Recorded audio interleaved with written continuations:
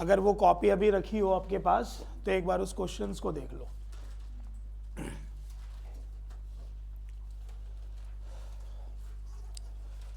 क्योंकि कुछ फ्रेजल ऐसे होंगे जो इसमें रिपीट भी होंगे, तो उस टाइम आप यूं ना कहोगे सर याद नहीं है।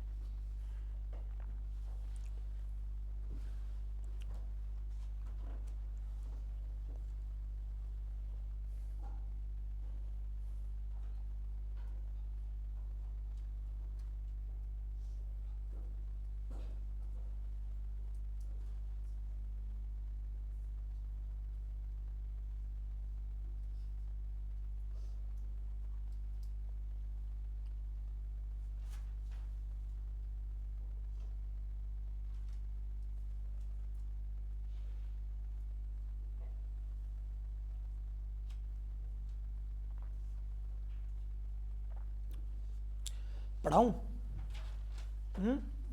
चलो ठीक है, निकाल लो, हेडिंग डाल दो सेट नंबर 2। ये भी हमारा किससे रिलेटेड होगा? Fix prepositions and phrasal verbs. ठीक है, 2 ही सेट पढ़ेंगे बस इसके। अगर प्रेपोजिशन के कुछ क्वेश्चंस एक्स्ट्रा भी होते हैं, बट अगर इतना भी पढ़ लोगे तो काम चल जाएगा। ठीक है, एक बात बता दूं पहले तो मैं आपको याद होगा कि एक हमने प्रैक्टिस सेट मैंने ऑनलाइन भी पढ़ा रखा है भाई, है ना, मिशन इंस्पेक्टर बैच का। उसमें अगर आप ना डेज वाइज होगा वो, डे 1 डे 2 डे 3 करके, तो ना अगर मान के चलो कोई ऐसा टॉपिक है जो हम नहीं पढ़ पा रहे हैं, भाई 10 तारीख का तो एग्जाम ही आ गया हमारा, है ना, तो ना मैंने इसके अंदर ना इनको फ्रेजेस के हिसाब से बांट रखा है। तो सॉरी, फेज के हिसाब से मैंने इसको बांट रखा है। तो इसमें एक ऐसा फेज भी है जिसमें ना टॉपिक वाइज क्वेश्चंस हैं, जैसे नाउन के हैं, प्रोनाउन के हैं, एडजेक्टिव के हैं, एडवर्ब के हैं, और मिनिमम 2-2 दिन के हैं। यानी कि अगर एक दिन के 25 क्वेश्चन होंगे तो 2 दिन के 50 क्वेश्चन होंगे। ठीक है, तो जैसे फॉर एग्जाम्पल आपको प्रेपोजिशन थोड़ा और पढ़ना है कि भाई इतना तो पढ़ लिया लेकिन थोड़ा और पढ़ो, तो आप ना वो डे चेक कर लेना, 67-68 डे के आसपास होगा वो, तो वो चेक कर लेना, उसमें से वो 2 पढ़ लेना। समझ गए? जैसे मैंने नाउन आपको पढ़ा दिया, तो नाउन के भी आप चाहो तो वो 2 सेट वहां से कर लेना। मतलब जो चैप्टर वाइज सेट करना है ना वो आप वहां से कर सकते हो, बाकी तो मैं यहां पर जो पढ़ा रहा हूं वो तो पढ़ा ही रहा हूं। समझ गए? चलो, आज कोशिश करनी है कि आंसर्स आपको ज्यादा दें। ठीक है, आपको आंसर्स ज्यादा देने, मेरा बर्थडे है इसलिए आप मेरे से ज्यादा नहीं पढ़वाओगे आज, तो इसलिए आप लोग पढ़ो, आंसर दो, सेंस में आपको बताऊंगा सबकी और विद रीजन, लेकिन आपको आने चाहिए। और आज ये इतने मुश्किल क्वेश्चंस नहीं है, ये डायरेक्ट वाले क्वेश्चन ज्यादा है। पढ़ेंगे जरा, फर्स्ट सेंटेंस क्या लिखा है देखो, कि he travelled all dash the world when he was 80 years old. ठीक है, अब ऑप्शन देखो क्या क्या लिखा हुआ है, इन, ओवर, विद इन और ऑफ, ठीक है। अब कुछ ऐसे फ्रेजल होते हैं जो आप देखते ही सेंटेंस में यूज करोगे अगर आपको पता है, ठीक है। जैसे यहां पर एक फ्रेजल लिखा हुआ है हमारे पास, क्या, ऑल ओवर द वर्ल्ड, सुना है ना सबने। ऐसी मैंने कितनी बार आपको लिखवा रखा होगा, from the point of view, लिखवा रखे है ना। ये फिक्स वर्ड्स होते हैं, जैसे यहां पर ओवर आना फिक्स है, यहां पर फ्रॉम आना फिक्स है, ठीक है। उसके बाद आपने देखा होगा मैंने इन ल्यू ऑफ शायद लिखवाया हुआ आपको, के जगह पर क्या वर्ड लिखा हुआ है, इन ल्यू ऑफ, इसका मीनिंग होता है के जगह पर, ये भी फिक्स वर्ड हो गए।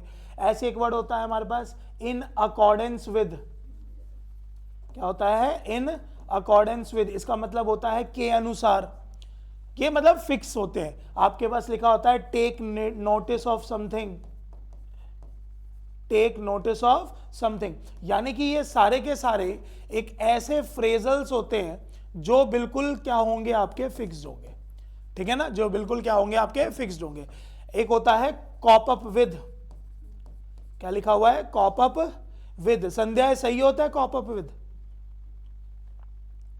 सही होता है, बल्कि ये क्या होता है, गलत, ठीक है। सर कॉप अप विद लिखा होता है तो एग्जाम में हमें क्या लिख के आना पड़ता है भाई, कॉप विद, क्या होता है, कॉप विद, ठीक है, थोड़ा ध्यान रखो। कॉप अप विद हमेशा रॉन्ग होगा और ठीक होके क्या बनेगा, कॉप विद, ठीक है, यानी कि किसी चीज से डील करना, क्या होता है, किसी चीज से डील करना।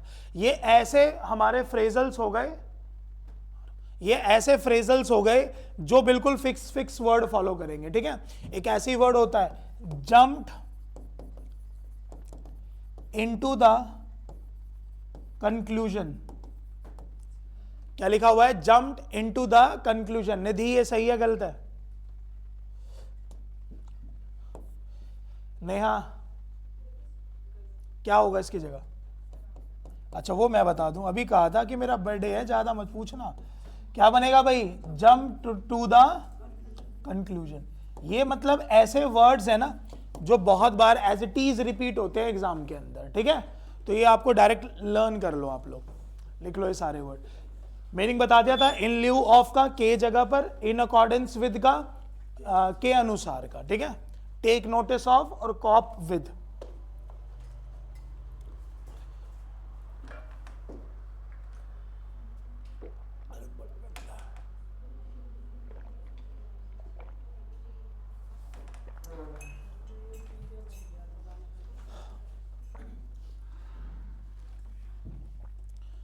लिखा भाई, लिखा,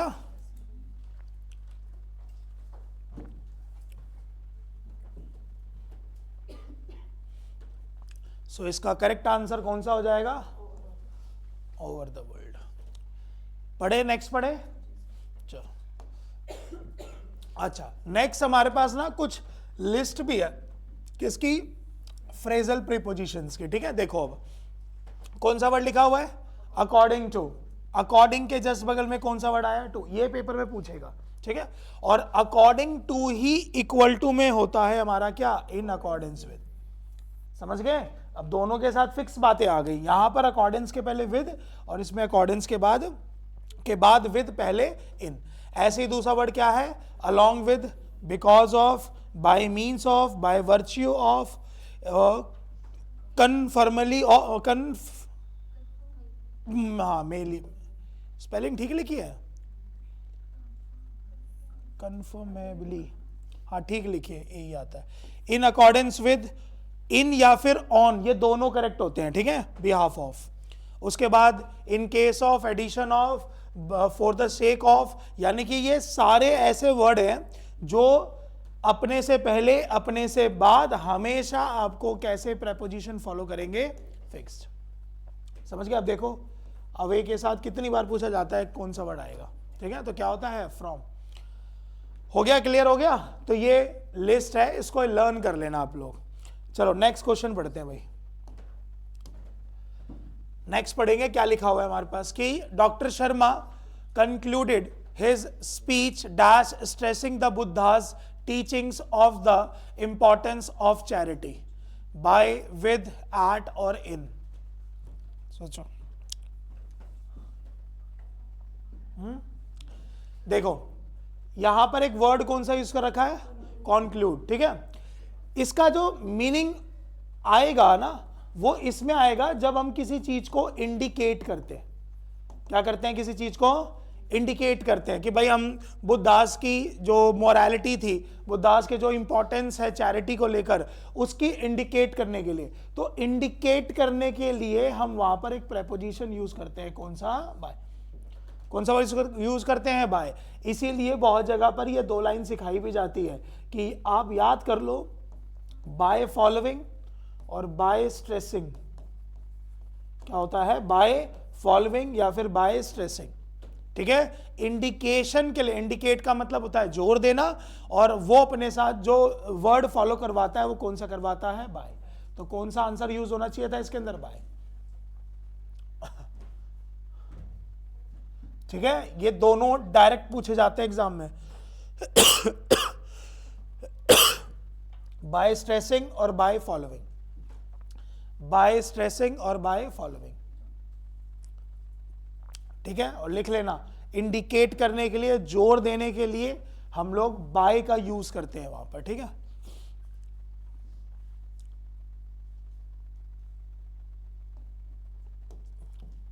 करूं, नेक्स्ट करूं, नेक्स्ट पढ़ते हैं क्या लिखा हुआ है।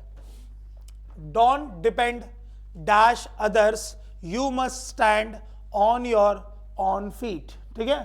तो कौन सा वर्ड है यहां पर, अब देखो आप सबने सुना होगा कि डिपेंड अपने साथ दो प्रेपोजिशन फॉलो करता है, कौन कौन सी, डिपेंड ऑन और डिपेंड अपॉन। लेकिन अगर आप कहीं पे बोलते हो रिले ऑन, कहीं पे बोलते हो ट्रस्ट ऑन, कहीं पे बोलते हो डिपेंड ऑन, कहीं पे बोलते हो हिज ऑन, ठीक है, और कहीं पे बोलते हो बैंक ऑन, इनका मीनिंग सबका सेम आता है। समझ गए, इन सबका मीनिंग आता है कि जब आप किसी पर ब्लाइंडली ट्रस्ट करते हो, जब आप किसी पर निर्भर हो जाते हो, तो इन सब का मतलब क्या हो जाता है भाई, सेम होता है, ठीक है। तो हमारे को भी सेंटेंस में किसका सेंस देना है भाई, डिपेंड ऑन का ही सेंस देना है। किसका सेंस देना है, डिपेंड ऑन का सेंस देना है। यानी कि जितने वर्ड हमने लिखे हुए हैं ये सारे के सारे वर्ड हमारे कैसे वर्ड हो गए भाई, सिमिलर वर्ड हो गए, मतलब सिमिलर मीनिंग देंगे सारे के सारे, ठीक है। लेकिन अगर हमसे कोई पूछेगा डिपेंड अपॉन कहां यूज होता है, कोई पूछे डिपेंड अपॉन कहां यूज होता है, कैसे करोगे, क्या होता है, रिसोर्सेज। एक एग्जांपल दे दो। अच्छा, तो मैं अगर कोई सेंटेंस बोलूं कि आई डिपेंड ऑन या फिर upon this book for SSC, ठीक है, ये लाइन लिखी हो, आई डिपेंड ऑन या फिर upon this book for SSC. अब इसमें अपॉन लगा दूं, अभी भी इसमें ऑन ही आएगा। पायल, क्या डिफरेंस होता है, पता नहीं। करूं एक बार नेक्स्ट पेज करूं, तो यही कर देता है, लिख दे।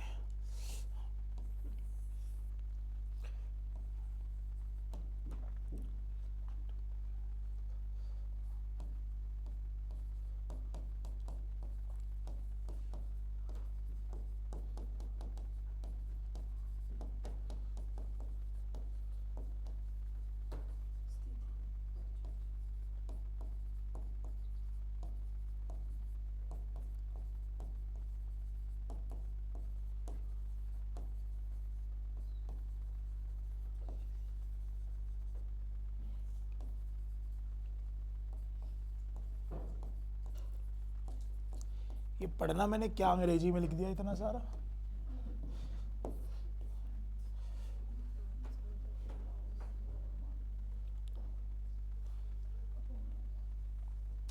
क्वेश्चन समझ में आ रहा है, क्या बोलना चाह रहा है कि I will go to movie या सिनेमा, कुछ भी हो सकता है, but it depends on oblique upon my parents whether they allow me to go और नॉट। अब हमें यहां पर वर्ड बताना है, या तो ऑन आएगा या तो अपॉन।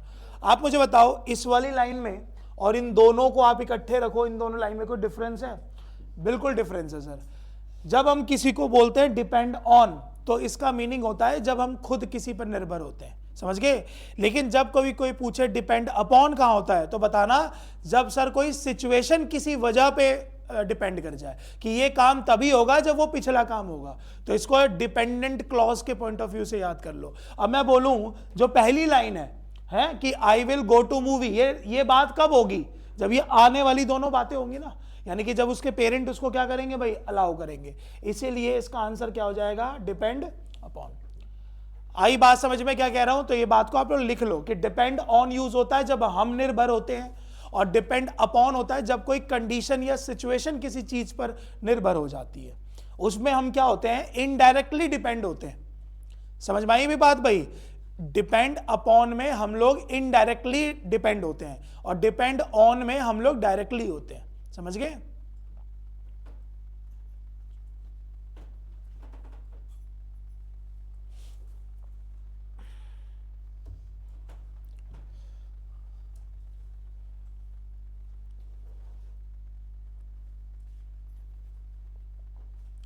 हो गया, डन हो गया। और बाकी bank on, relay on, his on, उसके बाद ट्रस्ट ऑन और डिपेंड ऑन, इन सब का मीनिंग हमेशा क्या आता है, सेम, पर निर्भर होना। ठीक है, पर निर्भर होना।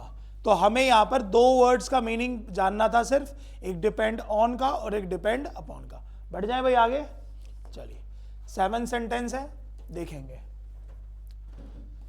क्या लिखा हुआ है कि the building is not safe and must be dash down. ठीक है, और इस बार अच्छा चलो क्वेश्चन ही यही होगा, वरना अगर ये डाउन को भी इंक्लूड करता तो ये फ्रेजल बन जाता। ठीक है, अच्छा ऑप्शन में पढ़ो क्या लिखा है, पुल, पुलिंग, पुल्ड, ये तो आंसर ही नहीं है, कोई वर्ड ही नहीं है। अब आपको यहां पर 3 में से एक वर्ड यूज करना है, सिंपल सा। ठीक है, या तो पुल लगाऊंगा, या तो पुलिंग लगाऊंगा, या तो क्या लगाऊंगा, पुल लगाऊंगा। यस मैम, अब मत लिखो, बोर्ड पे देखो सारे। हाँ जी मैम, आंसर बताओ इसका, कल सिखाया था शाम को।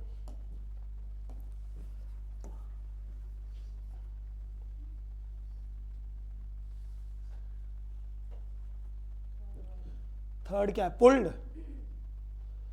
पुल्ड यहां पे। यस मैम,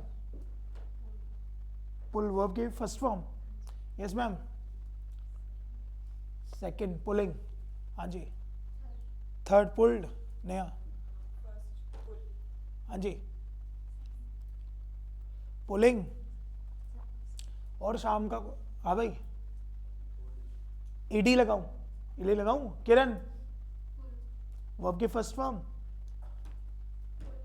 पुल्ड, ईडी लगाऊं। अभी रीजन भी पूछूंगा, ध्यान रखना। ईडी, ईडी लगाऊं भाई, ईडी लगाऊं। अच्छा तू ही बताएगा बेटे कि क्यों लगेगा, जो तूने सबके आंसर कॉपी कर लिए है ना, बता। फर्स्ट फॉर्म सर प्लूरल में यूज होती है, लेकिन वहां तो सिंगुलर थी, एक बिल्डिंग। अच्छा ये तू ये बता दे बस, ये फिर वर्ब की कौन सी फॉर्म है, थर्ड फॉर्म है। वो तेरे को वहां नहीं मिलेगा, ध्यान रखियो, जिसने तेरे को थर्ड बताई है। दूसरी चीज, कभी भी थर्ड फॉर्म और फोर्थ फॉर्म का सिंगुलर और प्लूरल से कोई लेना देना होता है, नहीं होता भाई। सिंगुलर और प्लूरल का लेना देना होता है जो सब्जेक्ट के बगल में आती है, और ना ही V3 सब्जेक्ट के बगल में आती है, ना ही V4। तो तूने कैसे बता दिया पुल्ड, अपना आंसर दिया कर, तूने फीस खुद दी थी ना, निधि। पुल्ड क्यों आएगा सर, ये क्या लिखा था आपके पास, मस्ट, मस्ट के बाद ये क्या लिखा था सर, आप बूढ़े हो गए पढ़ा पढ़ा के ये बात कि बी के बाद हमेशा वर्ब की कौन सी फॉर्म आती है। यार छोटी छोटी बातें आप लोग भूल जाते हो ना, तब गुस्सा आता है। क्या आंसर हो जाएगा भाई, पुल्ड। वो अलग बात है कि आपको पुल की फॉर्म नहीं पता हो, तो वो तो चलो तुम्हारी गलती नहीं है। ठीक है, तो ध्यान रखो मेरी बात भाई, जब भी हम कभी भी मोडाल्स यूज करते हैं, मैं फिर से सिखा रहा हूं, ध्यान से सुन लो। तो इस दुनिया में 3 स्ट्रक्चर्स बने हैं किसी भी मोडाल्स के लिखने के। सबसे पहला स्ट्रक्चर जो सर हमें पता ही है, मोडाल्स के बाद वर्ब की कौन सी फॉर्म आती है, फर्स्ट फॉर्म। एक और होता है सर, जब हम लोग पैसिव फॉर्म बनाते हैं तो मोडाल्स के साथ क्या लगाते हैं, बी, और बी के बाद वर्ब की कौन सी फॉर्म, थर्ड फॉर्म। और तीसरा एक और होता है सर, जिसमें हम लोग पास्ट पार्टिसिपल फॉलो करते हैं, जिसमें हमें क्या लगाना होता है, हैव, और हैव के बाद वर्ब की कौन सी फॉर्म, थर्ड फॉर्म। ये तीनों बातें याद रखो। तो यहां पढ़ो, यहां क्या लिखा था, मस्ट, मस्ट के बाद क्या है बी, और बी के बाद वर्ब की थर्ड फॉर्म। और पुल डाउन का जो मतलब होता है वो होता है टू डिस्ट्रॉय। क्या मतलब होता है? To destroy. ठीक है, कोई चीज को बर्बाद कर देना, कोई चीज को बैनिश कर देना, कोई चीज को डिमोलिश कर देना। ठीक है, फ्रेजल है क्या इसके आगे? फ्रेजल है, फ्रेजल लिखवाऊंगा अभी आपको सारी।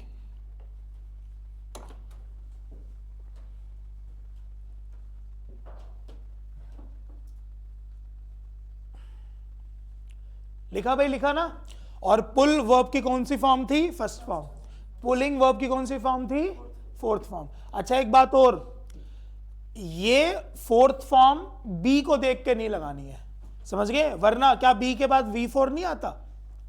आ सकता है, लेकिन वो डिपेंड करता है। अगर मान के चलो इस मस्ट की जगह पर शैल या विल होता, क्या होता? शैल और विल। और शैल विल का पैटर्न बनता ही है कौन से टेंस के अंदर? फ्यूचर कॉन्टिन्यूअस में, जिसमें हम शैल विल के साथ बी और बी के साथ आईएनजी लगाते हैं, है ना? तो ये चीज इस वाले मोडाल्स पे डिपेंड करती है, इस पे डिपेंड नहीं करती है। जैसे अगर आप ये क्वेश्चन ऑनलाइन सर्च करोगे, किसी एक किताब में आपको एक क्वेश्चन मिलेगा, उन्होंने क्वेश्चन तो ठीक दिया है लेकिन एक्सप्लेनेशन गलत दे दिया है। एक्सप्लेनेशन ये दी है कि बी को देखकर हम वर्ब की कौन सी फॉर्म लगाएंगे? यहां पर थर्ड फॉर्म, जो कि ऐसा सिर्फ इस वाली लाइन में यूज हो सकता है क्योंकि ये पैसिव वॉइस लिखा हुआ है। लेकिन अगर यही क्वेश्चन चेंज होके एक्टिव में हो और यहां पर मस्ट की जगह पर मान के चलो शैल लिखा हो, क्या लिखा हो? शैल। अब इसका आंसर पुल्ड हटके क्या हो जाएगा? पुलिंग। इसलिए आप इसको इस तरीके से याद रखना, समझ गए? कि मोडाल्स के 3 पैटर्न होते हैं, V1 लगा लो डायरेक्ट, B लगा के V3 लगा लो, और हैव लगा के V3 लगा लो।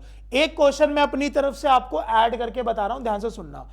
पेपर में बहुत बार ये जो हैव है ना इसकी जगह पर क्या भी लगा के दे देता है, जो कि ये गलत हो जाता है, समझ गए? आपसे क्वेश्चन भी कोई पूछ सकता है कि विल हैव, विल हैविंग और विल हैड, इन तीनों में से कौन सा करेक्ट है? तो आप बताओगे सर विल लगा दिया, तो इसका मतलब इसके बगल में क्या आएगा? हैव आएगा। ठीक है भाई। और ये हैव यहां पर वर्ब की फर्स्ट फॉर्म नहीं होती, इसको यहां डिनोट करते हैं पास्ट पार्टिसिपल।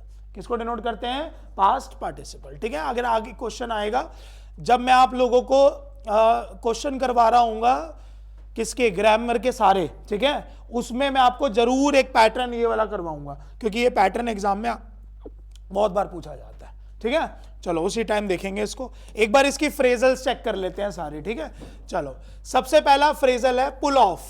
कौन सा वर्ड है? पुल ऑफ। ये हमने अपने फर्स्ट क्लास से सुना होगा, क्योंकि पुल ऑफ का यूज करा जाता है जब कोई आप चीज जीत जाते हो, कोई चीज आपको जैसे कोई आपने कंपटीशन लड़ा उसके अंदर आप विन हो जाओ, तो उसको बोला जाता है। ठीक है, और देखो फर्स्ट ऑप्शन में लिखा हुआ है क्या? टू सक्सीड लिखा हुआ है ना? क्या लिखा हुआ है? To succeed. तो ये चीज लिख लो, पुल ऑफ लिखते ही इसका सेंस किस में आता है? सक्सीड या फिर विन में, सक्सीड में या फिर विन में, समझ गए?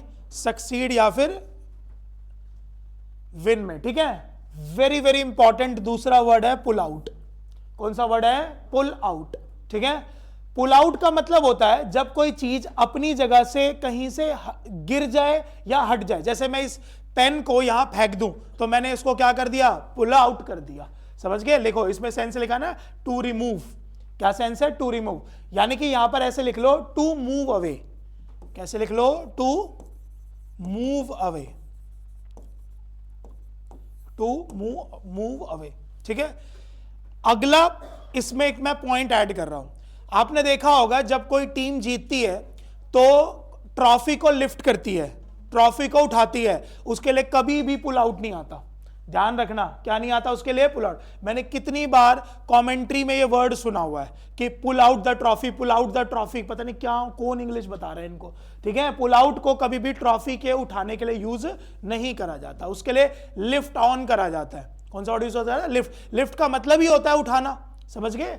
तो उसके लिए कभी भी पुल आउट वर्ड यूज नहीं होता। अगला वर्ड है पुल अपार्ट। पुल अपार्ट का मतलब होता है किसी एक चीज को उससे हटा देना या फिर तोड़ देना या फिर निकाल देना। ठीक है, यानी कि देखो इसमें लिखा भी हुआ है क्या? To separate. और देखो सबके एग्जाम्पल्स भी हैं ताकि आपको समझ में आए। देखो लिखा हुआ है ना कि he pulled the machine apart, है ना? और वो भी किससे? To fix the broken component से। ठीक है ना। तो जब आप किसी चीज को अलग थलग कर देते हो, जैसे मोबाइल को लोग खोल देते हैं, उसकी बैटरी निकाल देते हैं, उसको अलग कर देते हैं उस पार्ट के लिए, तो आप वहां पे पुल अपार्ट यूज कर सकते हो, ठीक है। और लास्ट वर्ड क्या लिखा हुआ है हमारे पास, पुल बैक। पुल बैक का मतलब होता है रीबैक। क्या मतलब होता है, रीबैक। रीबैक का मतलब होता है, वो कहते हैं ना दोबारा से रेस में आ जाना, दोबारा से चीजों को करने लग जाना, उसके सेंस में होगा, ठीक है। देखो इसमें लिखा हुआ है रीट्रीट, लिखा हुआ ना रीट्रीट, रीट्रीट, ठीक है। फ्रेजल हमेशा वर्ड से याद होता है, समझ गए। अब जहां जहां मैं रीट्रीट यूज करूंगा, मैं वहां वहां पुल बैक यूज करूंगा, तभी हमें वो फ्रेजल याद हो सकता है। जहां जहां मुझे सेपरेटेड यूज करना है, मैं वहां वहां पे पुल अपार्ट यूज करूंगा। जहां जहां मुझे विन, प्रेज, कोई अच्छी और बात के लिए वर्ड यूज करना है, मैं उसके लिए पुल ऑफ यूज करूंगा। समझ गए ना। दिक्कत क्या होती है कि हमारे पास एक सिचुएशन के लिए एक ही वर्ड याद रहता है और उसके पीछे एक ही कारण होता है। मैं आपको हमेशा बताता हूं, क्योंकि आप ना इंग्लिश सॉन्ग सुनते हो, ना किसी इंग्लिश में किसी की कमेंट्री सुनते हो, ना इंग्लिश में आप कोई मूवी ऐसी देखते हो। जब आप ये चीजें देखने लग जाओगे, सुनने लग जाओगे, तो आपको सिचुएशन के हिसाब से ये याद होने लग जाएंगे, समझ गए। तो ये थोड़ी सी दिक्कत इसीलिए होती है। अच्छा, तुम्हें हिंदी में कैसे पता चल जाता है? अगर मैं तुम्हारी तारीफ में भी कोई बात बोलूंगा, तो तुम मेरे बिहेवियर से या मेरे बात से भी पता कर लोगे सर सरकाज़म में बोल रहे हैं या सच में तारीफ कर रहे हैं। तो कुछ तो रीजन है ना इसका पीछे, क्योंकि वो हमारी मदर टंग हो गई। सेम इंग्लिश में भी यही चीजें होती है, हमें ना वर्ड पता चलने लग जाता है कि इस सिचुएशन में ये वर्ड यूज करो, ठीक है। और फ्रेजल तो भैया याद ही नहीं हो सकती जब तक अगर आप उसके लिए दूसरा इसका वर्ड याद ना रखो, ठीक है। चलो हो गया, क्लियर हो गया। एक ही वर्ड सबसे ज्यादा एग्जाम में पूछा जाता है, पुल आउट। समझ गए क्या होता है पुल आउट।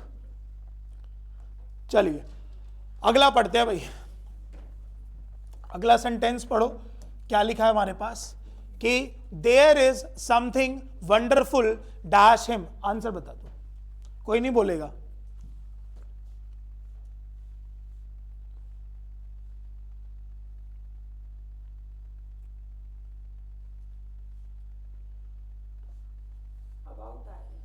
कौन सा वर्ड आएगा भाई? कोई दिक्कत है इसमें? सेंटेंस की मीनिंग समझ में आ रही है, इसके बारे में बात कर रहा है। यानी कि जब भी आपके पास अबाउट आएगा, पहले तो एक क्वेश्चन ऐसे ही याद कर लो कि ये प्रेपोजिशन होता है, समझ गए ना। कुछ ऐसे वर्ड है जो पेपर में, अब जैसे देखो, कोई आपसे ये नहीं पूछेगा इन प्रेपोजिशन होता है कि नहीं होता, एट होता है कि नहीं होता, ऑन होता है कि नहीं, क्योंकि सबको पता है। लेकिन वो आपको कुछ वर्ड जरूर पूछ सकता है। जैसे एक वर्ड कौन सा यूज कर लेगा? अगेंस्ट। एक वर्ड कौन सा यूज कर लेगा? टूवर्ड्स। एक वर्ड कौन सा यूज कर लेगा? अक्रॉस। एक वर्ड यूज कर लेगा कौन सा? अबाउट। देखो ये सारे वर्ड भी हमारे प्रेपोजिशंस होते हैं, ठीक है। चलो अब एक बार जरा इन सब की मीनिंग चेक करते हैं भाई। सबसे पहले अबाउट का मीनिंग क्या होता है भाई? अरे के बारे में, जो अभी हमारे पास लिखा हुआ है उसी में बोल रहा है, ठीक है। दूसरा, इसका एक और सेंस होता है जिसको हम लोग अप्रॉक्स में सेंस लगाते हैं, यानी कि लगभग, ठीक है। तीसरा, ये किसी रीजन या फिर किसके लिए भी यूज हो सकता है? कॉज। उसके बाद बताओ है? और किसके लिए यूज हो सकता है? टाइमिंग्स के लिए भी आता है।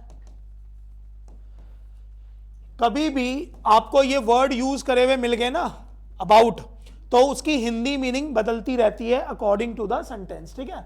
जैसे मैं आपको बोलूं सेंटेंस कि my sister read about Mahatma Gandhi, क्या सेंस आ रहा है इसका? के बारे में आ रहा है ना। उसके बाद आपके पास लिखा हो कि I was happy about this news. क्या लिखा हुआ है? I was happy about this news. लिखा? क्या सेंस आ रहा है इसका? के वजह। वजह मतलब हो गया रीजन या फिर कॉज, ठीक है। और एक सेंटेंस मैंने लिख दिया कि Delhi is about 100 kilometre away. आ गया डिस्टेंस का सेंस, यानी कि सेंटेंस देखोगे ना तो आपको एक्चुअल में भी मीनिंग समझ में आने लगेगा। तो हमारे अबाउट के बहुत सारे मीनिंग होते हैं। अच्छा, टाइमिंग्स में क्या होता है? अबाउट टू कम लिखा रहता है ना, अबाउट टू कम हेयर, तो आप नोटिस करो वहां पर आने वाले का सेंस दिया जाता है। ठीक है, जब भी अबाउट टू लिखा होगा, अबाउट टू कम का सेंस लिखा होगा, तो वहां पर जो हिंदी मीनिंग बनेगी वो कैसे बनेगी हमारे पास, क्या नाम है, सेंस आएगी हमारे पास कि वो टाइमिंग्स के लिए यूज हो रहा है। कारण बता रहा होगा तो रीजन हो रहा होगा, और लगभग का सेंस हो रहा होगा तो अप्रॉक्स, और के बारे में तो आपको पता ही है इसके बारे में। ठीक है, और अच्छा ये बात और क्लियर है, हम जितनी भी प्रेपोजिशंस यूज करते हैं इन सब के बगल में सब्जेक्टिव केस यूज होता है या ऑब्जेक्टिव होता है? ऑब्जेक्टिव होता है। जैसे कोई पूछेगा अबाउट आई या अबाउट मी, तो क्या आंसर होगा? About me. अगेंस्ट ही या अगेंस्ट हिम, तो क्या बताओगे? Against him. चलो हो गया ना भाई क्लियर सारा? चलो नेक्स्ट पढ़ो, देखो क्या आंसर हो सकता है। क्या लिखा हुआ है? The company let me dash time of work. ये क्वेश्चन इसमें कैसे आ गया? एक बार ना भाई देखते हैं।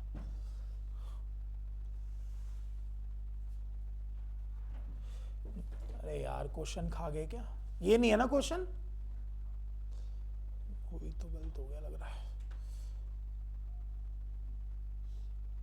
ये 8th है, 7th का लग रहा है गलत हुआ। चलो कोई नहीं, यही कर लेते हैं। क्वेश्चन बना दूं पिछले वाले से, hand in, hand back, hand down. चलो एक बार पहले 6 सेंटेंस सॉल्व करते हैं कैसे आएगा। ठीक है, ये हमारा प्रेपोजिशन का टॉपिक नहीं है, ये हमारा वर्ब का टॉपिक है। ठीक है, क्वेश्चन लिखा हुआ है the company let me dash time of work. हाँ जी दीपिका,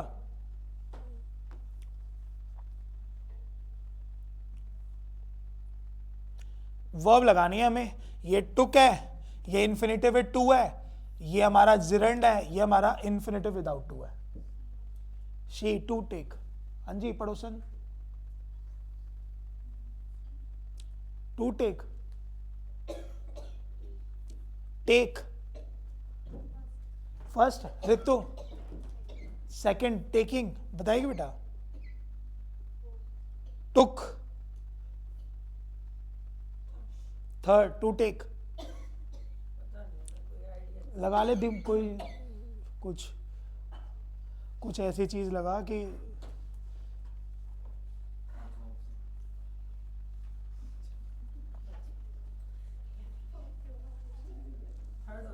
थर्ड होगा। यस मैम, सोचो। चलो सौरभ बताएगा। भी सोच रहा है। चलो एक टॉपिक सिखा देता हूं यहां पर। ठीक है, आंसर होना चाहिए था इसका क्या? टेक। ठीक है, आपने यहां पर एक वर्ड नोटिस नहीं करा, कौन सा था? लेट। लेट के साथ हमेशा इन्फिनेटिव विदाउट टू आता है। ठीक है, सीखो भाई एक बार ध्यान से। सबसे पहले एक बार मैं इनके नाम बता रहा हूं, ठीक है, लिखना मत, ध्यान से देखना। इस टेक का मतलब था आपके पास क्या? Infinitive without to. टेकिंग का यहां पर मतलब था जिरंड। जिरंड हमेशा किसको डिनोट करेगा? आईएनजी को। टू टेक का यहां पर मीनिंग था इन्फिनेटिव विद टू, और टुक यहां पर थी हमारे पास क्या? वर्ब की कौन सी फॉर्म? Second form. ठीक है, अच्छे से सुनना भाई, मैं क्या बात सिखाने जा रहा हूं आप लोगों को। जैसे ये वर्ड लिखा हुआ है ना इन्फिनेटिव विद टू, तो हमें ये याद करना होता है कि कौन कौन सा वर्ड अपने साथ इन्फिनेटिव विद टू फॉलो करता है। सिर्फ एक यही चैप्टर है जो मैं आपको पूरा पढ़ाऊंगा किसी एक दिन, या तो मैं ऑनलाइन कोई क्लास लेके पढ़ाऊंगा या तो ऑफलाइन में आपको एज इट इज पढ़ाऊंगा। ठीक है, जिसमें मैं आपको सिखाऊंगा infinitive with to, without to, gerund, participle, transitive verb, intransitive verb, regular verb, irregular verb और कॉजेटिव वर्ब। और मैं गारंटी बता रहा हूं आपको, डीएसएसबी में भी और केवीएस में भी एक क्वेश्चन जरूर आएगा यहां से। समझ गए ना भाई? अब ये जो ऐसा क्वेश्चन है ये थोड़ा इसका लेवल हाई हो गया, ये एसएससी का क्वेश्चन पूछा गया है, तो इसलिए लेकिन सीख लो कि इस टाइप का क्वेश्चन आएगा तो कैसे सॉल्व करेंगे। तो जैसे मैंने क्या कहा कि हमें इन्फिनेटिव विद टू पढ़ना पड़ता है। अभी हमने डिपेंड वाला एक सेंटेंस पढ़ा था, आपको याद होगा उसमें भी मैंने इन्फिनिटिव विद टू यूज करवाया था। पढ़ो, ये वाली जो लाइन थी, ये लिखा था ना दे अलाउ। अब आप नोटिस करो मैंने इसके साथ कौन सा वर्ड यूज करा था, टू गो, क्योंकि हमें पता है अगर हमें अलाउ यूज करना है एज अ मेन वर्ब तो हमें उसके साथ इन्फिनिटिव विद टू चाहिए ही चाहिए। समझ गए? तो वैसे ही हमारे पास ये वर्ड होता है जिसको बोलते हैं इन्फिनिटिव विदाउट टू। इसको कहां कहां यूज करते हैं ये आपको सीखना पड़ेगा, ठीक है? तो मैं आपको इसके एक बार सारे सेक्शन से लिखवा रहा हूं। सबसे पहला ये पूछा जाए कि कहां यूज करा जाता है, तो आप बताओगे सर जितने भी मोडाल्स होते हैं इसके जस्ट बगल में हम क्या यूज करते हैं, इन्फिनिटिव विदाउट टू। अच्छा, इन्फिनिटिव विदाउट टू का मतलब समझ में आ रहा है ना, सिर्फ वर्ब की कौन सी फॉर्म, फर्स्ट फॉर्म, ठीक है? कौन सी फॉर्म, फर्स्ट फॉर्म। लेकिन ये वो वाली फर्स्ट फॉर्म नहीं होती जो सब्जेक्ट के बगल में आती है। समझ गए? मैं आपसे एक सेंटेंस बोलूं कि आई गो देयर, क्या लिखा हुआ है, आई गो देयर। अब ये भी तो वर्ब की कौन सी फॉर्म है, फर्स्ट फॉर्म, लेकिन आप इसको इन्फिनिटिव विदाउट टू नहीं बोल सकते। अब क्यों नहीं बोल सकते ये रीजन बाद में सीखेंगे, अभी बस इतना याद कर लो, क्योंकि ये सर सब्जेक्ट के कहां पर आ रखी है, बगल में। सब्जेक्ट के बगल वाला V1 हमारा इन्फिनिटिव विदाउट टू नहीं होता। हाँ, अगर ये सब्जेक्ट से थोड़ा दूर लिखा होता, जैसे मैं लिख देता आई कैन गो देयर, क्या लिखता मैं, आई कैन गो देयर। अब ये जो गो है ये हमारा क्या कहलाता, इन्फिनिटिव विदाउट टू। पहले बताओ भाई ये बात क्लियर हुई सभी को? और आप पढ़ो, यहां पर भी जो मैंने वर्ड यूज करा हुआ है, आप बताओ सब्जेक्ट के बगल में यूज करा है, नहीं। लेकिन अगर मैं द कंपनी के बगल में V1 लगाता, हालांकि नहीं आता क्योंकि ये सिंगुलर है और V1 प्लूरल होता है। 2 मिनट के लिए मान के चलो कंपनी के बगल में मुझे वर्ड चाहिए होता, तो अगर मैं V1 यूज करता तो वो वहां पर इन्फिनिटिव विदाउट टू नहीं होता, क्योंकि इन्फिनिटिव विदाउट टू कभी भी सब्जेक्ट के बगल में यूज नहीं होता। ये बात क्लियर होगी? तो सबसे पहला, जितने भी मोडाल्स होते हैं उसके साथ आप हमेशा क्या यूज करते हो, इन्फिनिटिव विदाउट टू। अब देखो इसका एग्जाम्पल कैसे आ जाता है एग्जाम में। आपके पास लिखा हो कि इट माइट रेन्ड टुडे, क्या लिखा हुआ है, इट माइट रेन टुडे। अब हमसे देखो खासकर नरेशन के चैप्टर में गलती होती है, हम लोग मे का पास्ट क्या बनाते हैं, माइट, और रेन का पास्ट क्या बना देते हैं, रेन्ड। तो जो ये सही है गलत है, गलत है ना, तो क्या होना चाहिए, रेन की जगह पर रेन। तो जितने भी आप क्या यूज करते हो मोडाल्स, उसके साथ वर्ब की कौन सी फॉर्म आती है, फर्स्ट फॉर्म। क्लियर हुआ? दूसरा, हमारी कुछ ऐसी वर्ब होती है, अब उस वर्ब का नाम होता है ट्रांजिटिव वर्ब, ठीक है? अब वो बाद में देखेंगे कौन सी वर्ब होती है। आप डायरेक्ट याद कर लो, अगर वो कभी भी यूज हो जाए, जैसे एक वर्ड है कौन सा, लेट, एक वर्ड कौन सा है, हेल्प, हियर, सी, behold, ठीक है, वॉच, ये जितनी भी आप वर्ब देख रहे हो इनके साथ भी आप हमेशा क्या यूज करते हो भाई, विदाउट टू। समझ गए? क्या यूज करते हो, विदाउट टू, ठीक है? अब एग्जाम्पल सुनना, जैसे एक लेट का एग्जाम्पल दोबारा देख लो। आप नोटिस करो, मैं अगर एक सेंटेंस लिखूं कि अ स्टूडेंट कम होगा या अ स्टूडेंट कम्स होगा, ठीक है? तो सर हमारे पास कौन सा वर्ड लिखा हुआ है, अ स्टूडेंट, सिंगुलर है, तो मैं क्या आंसर दे दूंगा, कम्स, ठीक है? लेकिन अगर मेरे पास एक वर्ड क्या लिखा होगा, लेट, और मैं अब बोलूंगा कि लेट अ स्टूडेंट, अब इसके बगल में सर क्या होगा, कम होगा या कम्स होगा? तो अब आपको बताना है सर लेट के अकॉर्डिंग आएगा, तो यहां पर क्या हो जाएगा, कम। समझ में आया? पहले तो क्लियर हुई ये बात, क्या कहना चाह रहा हूं? तो लेट आते ही आपको हमेशा वर्ब की कौन सी फॉर्म यूज करनी है, फर्स्ट फॉर्म, ठीक है? एक एग्जांपल और देख लो,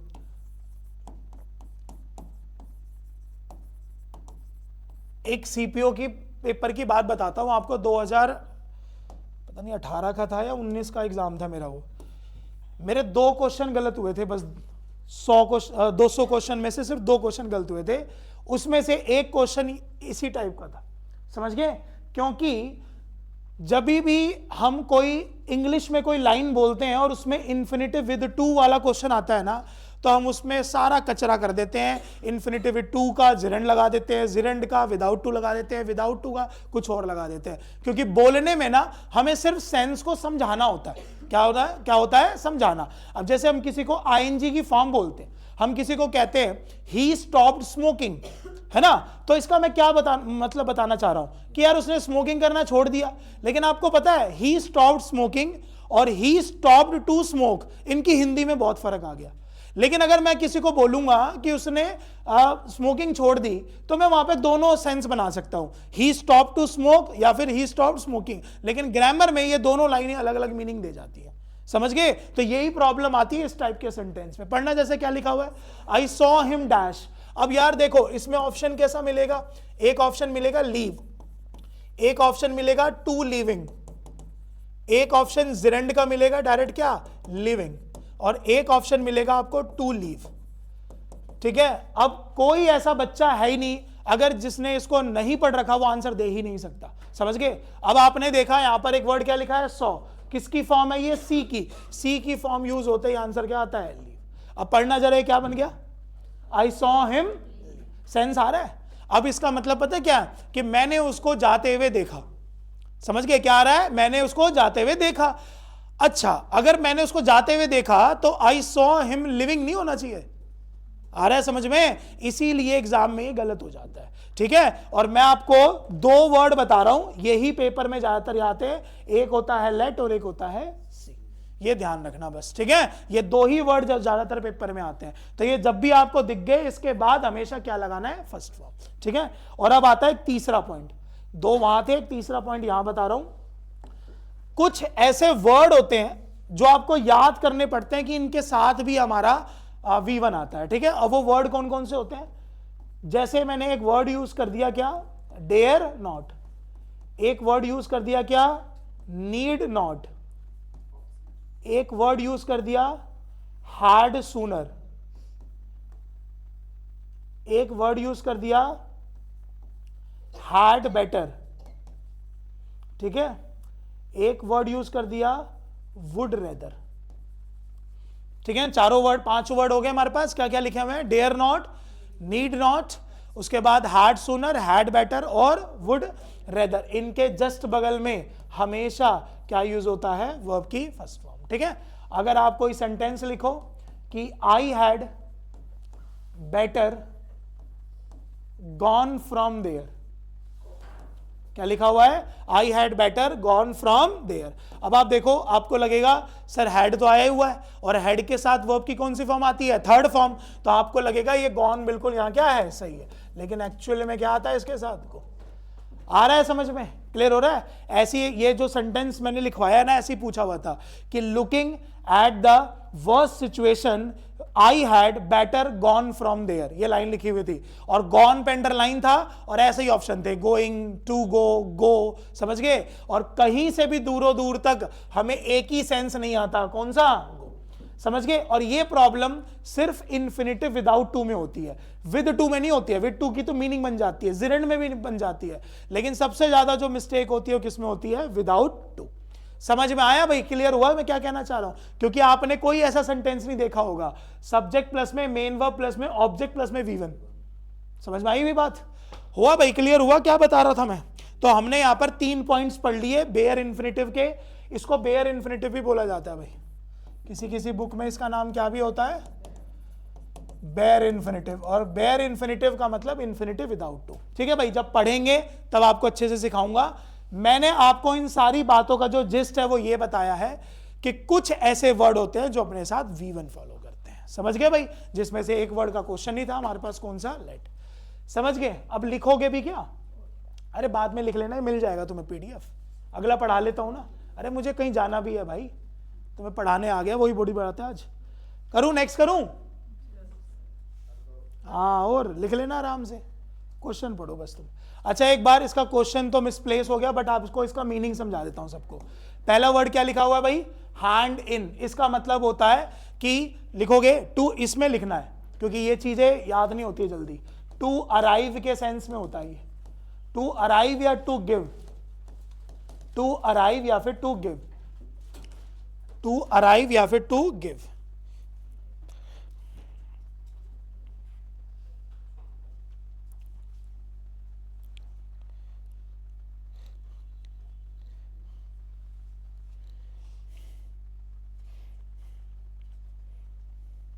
क्वेश्चन लिखो आप लोग, एक क्वेश्चन लिखवा रहा हूं, वो लिखना। लिखो, व्हेन विल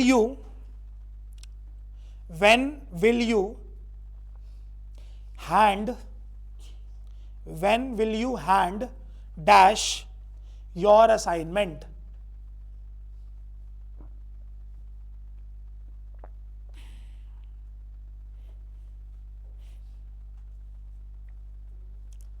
डैश असाइनमेंट आ गया, हैंड इन, ठीक है। टू गिव का सेंस होता है, ये क्या होता है, टू गिव।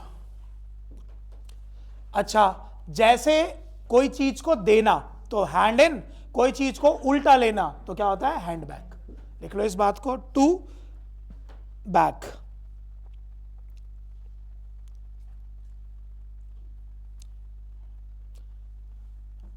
ठीक है। और हैंड डाउन होता है जब कोई छोड़ के जाता है, ठीक है। यानी कि देखो इसमें लिखा भी होगा, to leave to leave something to somebody who is younger than you. To leave का सेंस होता है इसके अंदर, तीनों के अलग अलग सेंस है। एक का मतलब है टू गिव, वो होता है हैंड इन। एक होता है टू बैक, उसका मतलब होता है हैंड बैक। और एक होता है हैंड डाउन, इसका मतलब होता है टू लीव। ठीक है, याद रखो इसको। करो नेक्स्ट, चलो पढ़ो भाई नेक्स्ट सेंटेंस क्या लिखा है हमारे पास।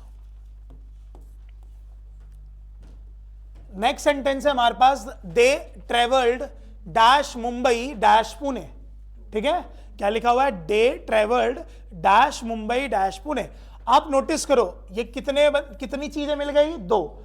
जब भी दो चीज मिलेगी ना तो उसके दो ही ऑप्शंस आंसर होते हैं, या तो उसका आंसर होता है बिटवीन, या तो उसका आंसर होता है फ्रॉम। कौन कौन से वर्ड, या तो आंसर होगा बिटवीन, या तो आंसर क्या होगा, फ्रॉम। ठीक है, अब देखो और आसान कर देता हूं। अगर आपको बिटवीन दिखेगा, क्या दिखेगा, बिटवीन, तो इसके साथ आपको क्या मिलेगा, एंड। और अगर आपको कौन सा वर्ड मिलेगा, फ्रॉम, तो इसके साथ आपको कौन सा वर्ड मिलेगा, टू। कुछ आई भाई बात समझ में। अब पेयर बना लो आप। ये क्या लिखा था, फ्रॉम एंड गलत, बिटवीन टू गलत, इन और एट तो होना ही नहीं चाहिए, तो क्या आंसर बच गया, फ्रॉम और टू। समझ गए भाई। तो इस बात को आप एज ए ट्रिक लिख लेना कि जब भी दो की बात हो रही होगी तो वहां पर दो ही आंसर होंगे, या तो बिटवीन या तो फ्रॉम। वहां पर दो ही आंसर होंगे, या तो बिटवीन या तो फ्रॉम। बिटवीन लगाना जब एंड लगा हो, और टू लगाना जब फ्रॉम लगा हो। ठीक है, और पेपर में अगर वो ये ब्लैंक करके दे रहा है तो इसका मतलब प्रेपोजिशन पूछ रहा है, और अगर ये ब्लैंक करके दे रहा है तो ये कोरिलेटिव कंजंक्शन दे रहा है। समझ गए, क्या दे रहा है, कोरिलेटिव कंजंक्शन।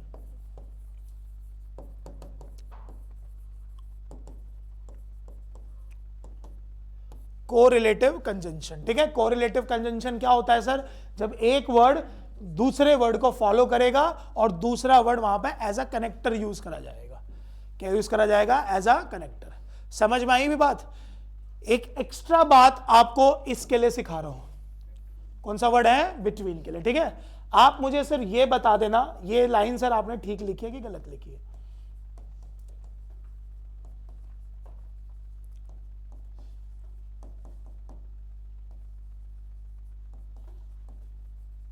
जब पूछूंगा तब पढ़ो, क्या लिखा हुआ है,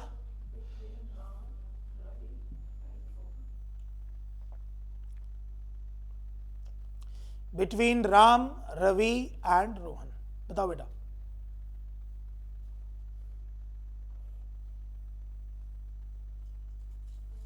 गलत है, क्या लग रहा है, क्या ठीक होना चाहिए, क्या लाएगा, दे दूं ऑप्शन जो आपके मन में चल रहा है वही वाला।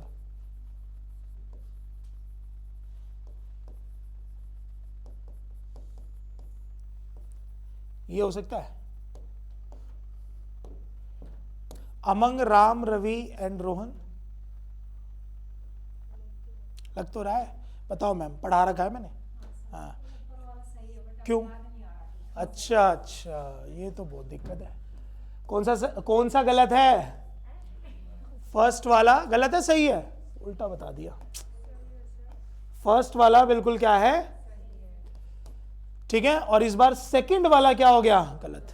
अब सर ये तो आपने यूनिवर्स के अपोजिट बात बता दी, क्योंकि बिटवीन होता है किसके लिए, दो के लिए, और अमंग कितने के लिए होता है, दो से ज्यादा के लिए। ये सही बात है, लेकिन अगर वो दो से ज्यादा मेंशन कर रखे हो, वो कौन है, समझ गए, क्या कर रखे हो, मेंशन, तब उस केस में फिर अमंग नहीं आता, क्या आता है, बिटवीन। अब सुनना जरा ध्यान से, मैं आपसे पूछूं बिटवीन 3 बॉयज या अमंग 3 बॉयज, अब यहां अमंग सही होगा, क्योंकि अब उसने 3 बॉयज मेंशन नहीं करे।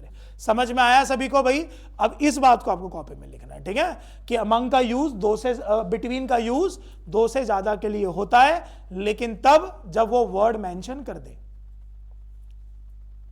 जब वो वर्ड मेंशन कर दे, समझ गए। अगर वो यहां पर बॉयज के लिए इनके नाम मेंशन कर देता, सॉरी डायरेक्ट 3 बॉयज लिख देता, तब बिटवीन गलत हो जाता, समझ गए, तब अमंग सही होगा, तब अमंग सही होगा।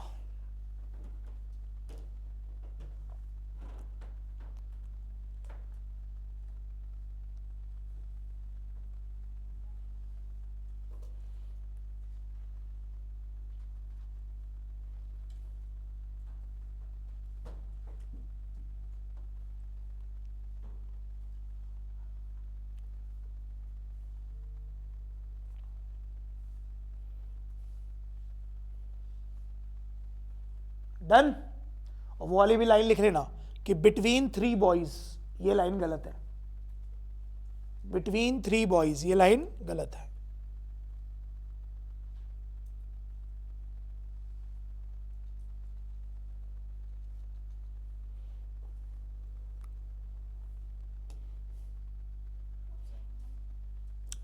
करा दिया नहीं तो कोई नहीं।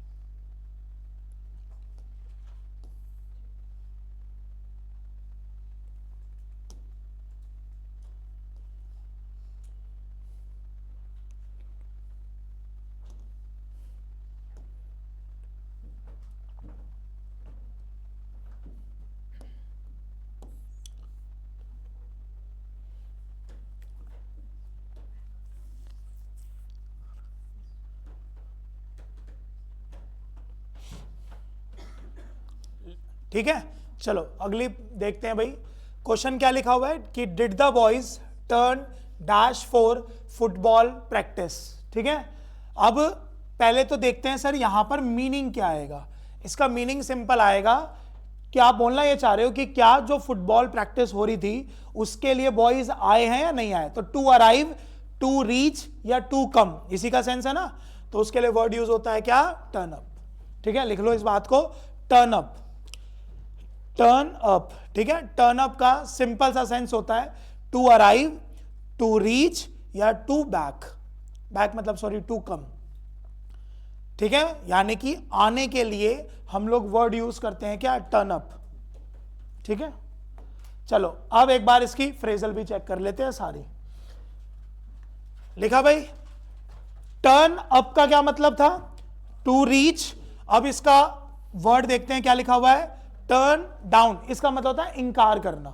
क्या मतलब होता है, इंकार करना। लिखते रहो सारे, फ्रेजल उसी टाइम लिखा करो भाई, ठीक है, बस क्योंकि फ्रेजल को आपको लर्न करना है साथ के साथ। टर्न डाउन का मतलब होता है इनकार करना, डिसएग्री करना, किसी भी बात को मना करना।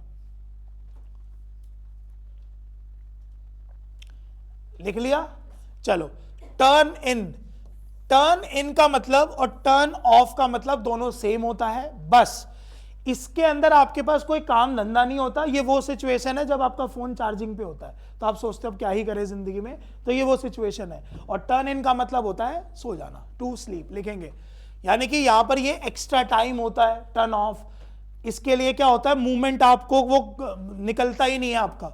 और टर्न इन में आप कोई चीज को बंद करके सो जाते हो, ठीक है, तो इसलिए क्या बोलते हैं, टर्न इन।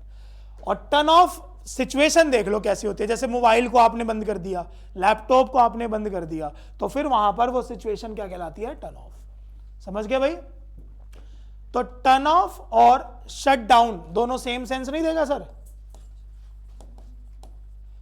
आपने कंप्यूटर में, लैपटॉप में देखा होगा, आपको कौन सा एक वर्ड मिलता है, शट डाउन, ठीक है। हो गया भाई, क्लियर हो गया। उसके बाद है टर्न अवे। टर्न अवे दोनों में यहां पर सेंस होता है बैन का सेंस होता है इसके अंदर, तो नो एंट्री है ना। अब ये इसको ये मना करने के सेंस में आ रहा होगा। वैसे जो सेंस आता है टर्न अवे का वो यही होता है, किसी चीज़ को बैन करना, ठीक है, किसी चीज़ को रिस्ट्रिक्ट करना, तो ये मना करने के भी तो सेंस में ही आ रहा है। बाकी ये आता है पेपर में, ये याद रखना आपको, किसी चीज़ को रोक देना, स्टॉप कर देना, बैन कर देना, टर्न अवे हो जाता है? हाँ, इग्नोर में ही आता है सेंस। लिखा? चलो, टर्न ओवर, इसके दो मीनिंग लिखना। एक तो टर्नओवर होता है, जो आपने देखा होगा पूरे साल का जो आपके पास प्रॉफिट होता है उसको यूज करा जाता है, टर्नओवर, है ना। ओवरऑल किसका सेंस देता है वो? ओवरऑल का। और एक टर्नओवर का मतलब होता है पलट देना, जैसे ऑमलेट को बनाते समय उसको पलटते हैं, पराठे को पलटते हैं, उसी टाइप का सेंस आएगा, ठीक है। तो टर्नओवर के दो सेंस आते हैं भाई, एक होता है पलट देना और एक आता है ओवरऑल, ठीक है, ओवरऑल, ठीक है। और टर्न अगेंस्ट का मतलब होता है के विरुद्ध हो जाना। टर्न अगेंस्ट का मतलब होता है के विरुद्ध हो जाना। और अगेंस्ट की बहुत अच्छी खासियत है, ये किसी भी फ्रेजल के साथ आ जाए सबका मतलब के विरुद्ध ही होता है, समझ गए? सबका सेंस क्या होता है? के विरुद्ध होता है, के विरुद्ध, के खिलाफ, ठीक है भाई। चलो नेक्स्ट पढ़ते हैं, नेक्स्ट सेंटेंस देखते हैं। लिखा हुआ है कि the fireman manage to put dash the fire. Kiran को बताना है इसका आंसर, ये मैंने पढ़ा रखा है पहले, पुट पढ़ाया था ना, पलटनी नहीं है कॉपी किसी को।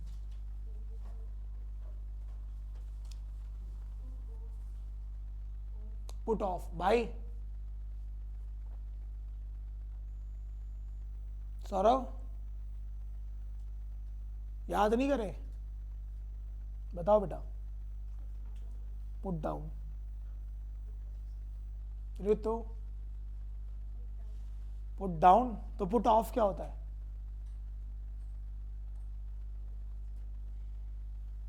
संध्या,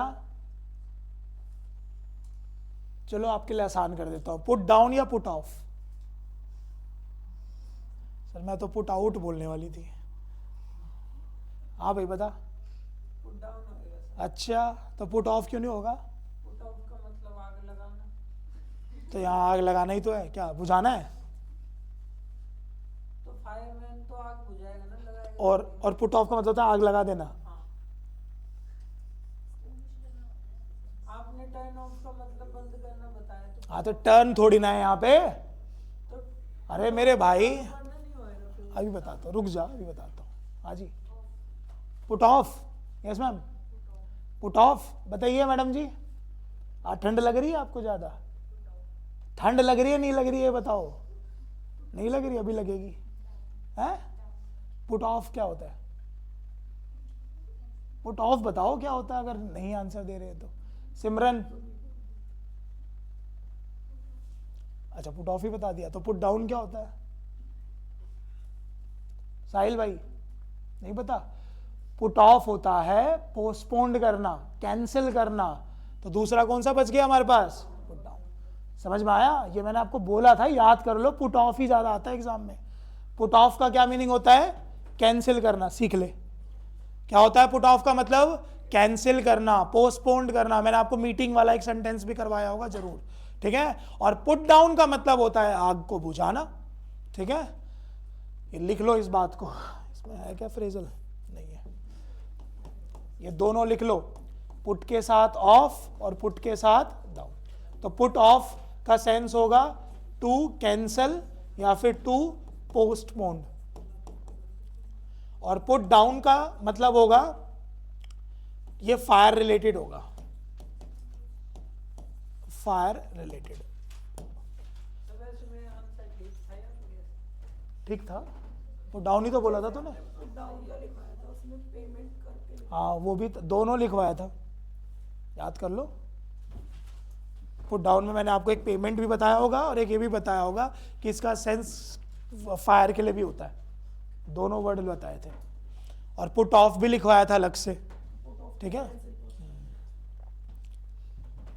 मैं तो सारा पढ़ाता ही हूँ, बच्चे ही नहीं पढ़ते। चलो भाई नेक्स्ट पढ़ेंगे, क्या लिखा हुआ है? The pupil was asked to write dash his name on the front of the front page of the exercise book. ठीक है, यानी कि यहां पर किसको देखकर वर्ड यूज करना है, राइट। तो आसान है, बताओ मैम, ऑप्शन देख लो फिर बता दो।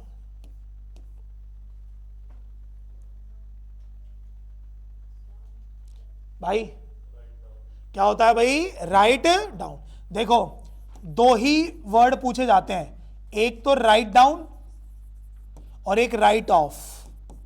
ठीक है, ये दो ही वर्ड याद कर लो।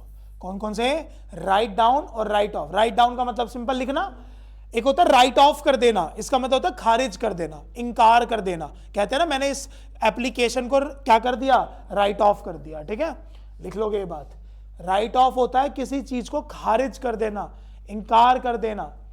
ठीक है, और ये खासकर ना लेटर वेटर के लिए ज्यादातर यूज होता है। और राइट डाउन का मतलब होता है तो सिंपल लिखना। ठीक है, ये एक ऐसा फ्रेजल है जो आप बार बार सुनते ही हो। खारिज कर देना, इंकार कर देना, नेग्लिफाई कर देना।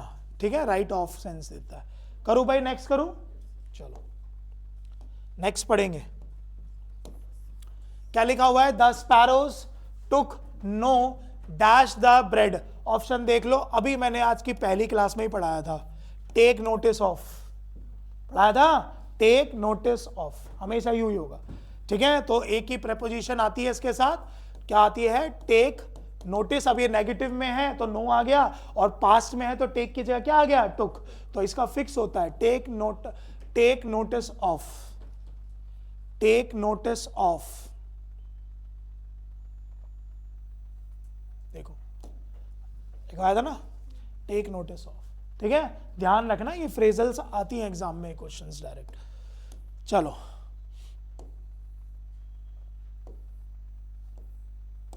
समझ में आया, तो 12 का कौन सा आंसर हो जाएगा, फर्स्ट। चलिए अगला है हमारे पास 13, द टेलीफोन केप्ट, वर्ब की सेकेंड फॉर्म है, dash ringing but no one attended. कौन सा वर्ड पूछ रहा है यहां पर, कीप। ठीक है, वर्ब की सेकेंड फॉर्म है। सबसे ज्यादा इसके साथ दो ही प्रेपोजिशन फ्रेजल पूछी जाती है, एक तो होता है क्या, कीप ऑन, और एक होता है क्या, कीप ऑफ। ठीक है, देखो ध्यान से दोनों समझा देता हूं, बाकी और भी पढ़ाऊंगा इसमें। कीप ऑन होता है कोई चीज गोइंग ऑन होती है, चलती जा रही है। ठीक है, और कीप ऑफ होता है जब आप किसी चीज को क्या करते हो, अवॉइड करते हो। समझ गए, क्या करते हैं, कीप ऑफ में अवॉइड करते हो, कीप ऑन में कोई चीज चल रही होती है। तो किसका सेंस आ रहा है, चलते रहने का, तो क्या आंसर हो जाएगा, कीप ऑन। ठीक है, कोई चीज जैसे रिंग पे काफी देर से है तो उसके लिए कौन सा वर्ड यूज हो जाएगा, कीप।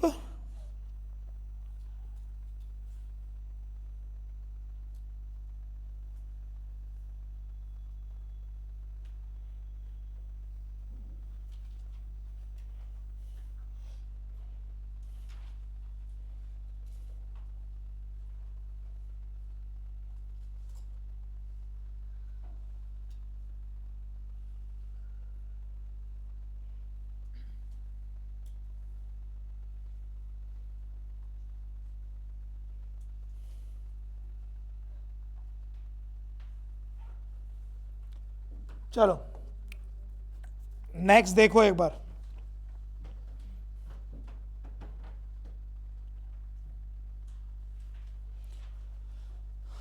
पढ़ो।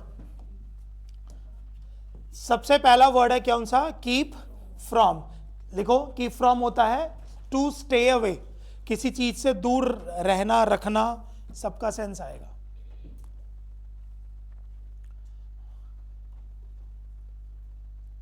ठीक है, कीप इन ये यूज करा जाता है साफ सफाई के लिए या फिर किसी चीज को बुझाने के लिए। ठीक है, जैसे आग भी बुझाने के लिए यूज करा जाता है ये वर्ड, कीप इन। किसी चीज को साफ सफाई के लिए यूज करा जाता है और साथ के साथ कोई चीज को बुझाने के लिए भी यूज करा जाता है। और इसका बिल्कुल अपोजिट वर्ड होता है कीप एट, लिखा है ये रहा। इसका मतलब होता है एक तरह का, जैसे कीप एट योर स्टडीज, तो जैसे कोई चीज ऐसे बोला जाता है कि if you keep at your studies you will definitely succeed, लगे रहने का सेंस में ही आएगा। ठीक है, इसका तो एग्जाम्पल लिख लेना, जैसे if you keep at your studies, if you keep at your studies, you will definitely succeed. You will definitely succeed. आ गया समझ में? कीप ऑन का सेंस मैंने आपको बता दिया था, चलते रहना। कीप ऑफ का मतलब होता है कोई चीज बिल्कुल प्रतिबंध होती है, समझ गए? क्या होती है? प्रतिबंध। कीप ऑफ, इसीलिए जब आप किसी जैसे लाइब्रेरी में देखोगे तो वहां पर फोन का साइन लगा के उसको काट के नीचे कीप ऑफ लिखा रहता है, ठीक है? तो उसका मतलब यही होता है किसी चीज को क्या करना, बैन। अगला वर्ड है कीप अराउंड। कीप अराउंड का मतलब होता है अपने दोस्त होना, अपना सर्कल होना। कीप अराउंड का मतलब होता है टू हैव मेनी फ्रेंड्स या फिर to have a large circle, ठीक है? टू हैव मेनी फ्रेंड्स या फिर लार्ज सर्कल। और कीप बैक का मतलब, ये नीचे पता नहीं क्यों है लेकिन इसका सेंस हिडन के लिए होता है। कीप बैक का मतलब क्या होता है? हिडन होता है। कीप बैक, एक मिनट गलत हो गया। कीप डाउन होता है वो, कीप डाउन होता है हिडन। क्या होता है? कीप डाउन होता है हिडन, ठीक है? कीप बैक होता है अंडर, कीप बैक होता है अंडर के नीचे। हो गया? क्लियर हो गया? तो कीप ऑन, कीप इन और कीप एट, ये तीन वर्ड सबसे ज्यादा पूछे जाते हैं। Keep on, going on, keep at किसी चीज में लगे रहना, और कीप इन किसी चीज को बुझाना या फिर साफ सफाई करना। समझ गए? ये तीन ही वर्ड सबसे ज्यादा एग्जाम में पूछे जाते हैं भाई। चलो अगला वर्ड है हमारे पास क्या? We have talked a lot, now let us dash to work. अब आप नोटिस करो, लेट आ गया, अब इसके जगह पे हमेशा क्या आएगी? First form, sit, take, set और गेट, ठीक है? चलो एक एक करके देखते हैं। सिटअप्स, सिटअप्स मतलब होता है जागना या फिर एक्सरसाइज करना। क्या होता है? जागना या फिर एक्सरसाइज करना। टेक ऑफ, लैंड कर लेना होता है ना, टेक ऑफ द फ्लाइट। उसके बाद होता है सेट ऑफ, सेट ऑफ होता है जैसे कहीं घूमने फिरने निकल जाना, ठीक है? और अगला क्या लिखा हुआ है? Get down, to restart the work, काम फिर से शुरू करना। क्या आंसर हो जाएगा हमारे पास? Get down. सारे बता रहा हूं, एक एक करके लिख लो। Get down, to restart, get down, to restart. Set off, किसी जर्नी पे निकल जाना, किसी जर्नी पे निकल जाना, समझ गए? सेट ऑफ, जैसे कोई कहीं घूमने फिरने जाता है उसके नीचे लिख देता है सेट ऑफ, ठीक है? कैप्शन में भी बहुत बार। उसके बाद लिखा है टेक ऑफ, इसका तो मतलब होता है लैंड कर लेना। हवाई जहाज जैसे क्या करता है? टेक ऑफ करता है। और सिटअप्स एक्सरसाइज से रिलेटेड होता है। सिटअप्स जागने के लिए भी बोला जाता है सिटअप। हो गए चारों वर्ड। तो सेंटेंस में साफ साफ क्या पता चल रहा था कि काम को दोबारा शुरू करना है, तो इसलिए आंसर क्या हो जाएगा? Get down. चलिए अगला पढ़ेंगे, बहुत इजी है, पढ़ो और पढ़ के आंसर दे दो। क्या लिखा हुआ है कि now here let me say frankly I have sought the services of one so far off from London dash someone one resident there. Meaning समझ में आ रहा है कि जैसे कोई सर्विसेज की बात हो रही होगी कि मैंने कहीं बाहर ना जाके मैंने लंदन से ही वही सारी सर्विसेज को प्रोवाइड कर लिया। किसके बिहाफ पर? क्या लिखा हुआ है? सम वन रेजिडेंट देयर, कोई पर्सन था। तो के जगह पर, तो के जगह के लिए कौन सा वर्ड यूज होता है? Instead of. ये पर्सन के लिए आता है। कौन सा वर्ड आता है? पर्सन के लिए, के जगह पर। वैसे ऑन बिहाफ होता है, but on behalf of situation होती है। ऑन बिहाफ ऑफ क्या होती है? सिचुएशन। मेरी जगह पर कोई और आके आपको पढ़ा रहा है तो वो इंस्टेड ऑफ यूज होता है। क्या होता है? Instead of. इंस्टेड ऑफ लिख लेना। इंस्टेड ऑफ का मतलब होता है के जगह पर सिचुएशन होती है। क्या होती है? सिचुएशन। और on behalf of, in behalf of दोनों करेक्ट होता है। और यहां पर सिंपल बोला जा रहा है कि हमने एक बंदे की सर्विसेज छोड़ के दूसरे बंदे की सर्विस ली है, उसकी जगह पर हमेशा आंसर क्या होगा? इंस्टेड। एक टीचर की जगह पर दूसरे टीचर आए। एक बात और बताता हूं, जो इंस्टेड ऑफ होता है ना, वो इक्वल टू में इन ल्यू ऑफ होता है। क्या होता है? इन ल्यू ऑफ, ठीक है? जब कभी आपने देखा होगा कॉलेज में या स्कूल में, जब एक टीचर की जगह पर दूसरे टीचर आते थे तो इन ल्यू ऑफ लिखा रहता था। समझ गए? तो इन ल्यू ऑफ इक्वल टू में क्या है? Instead of. नेक्स्ट करें भाई,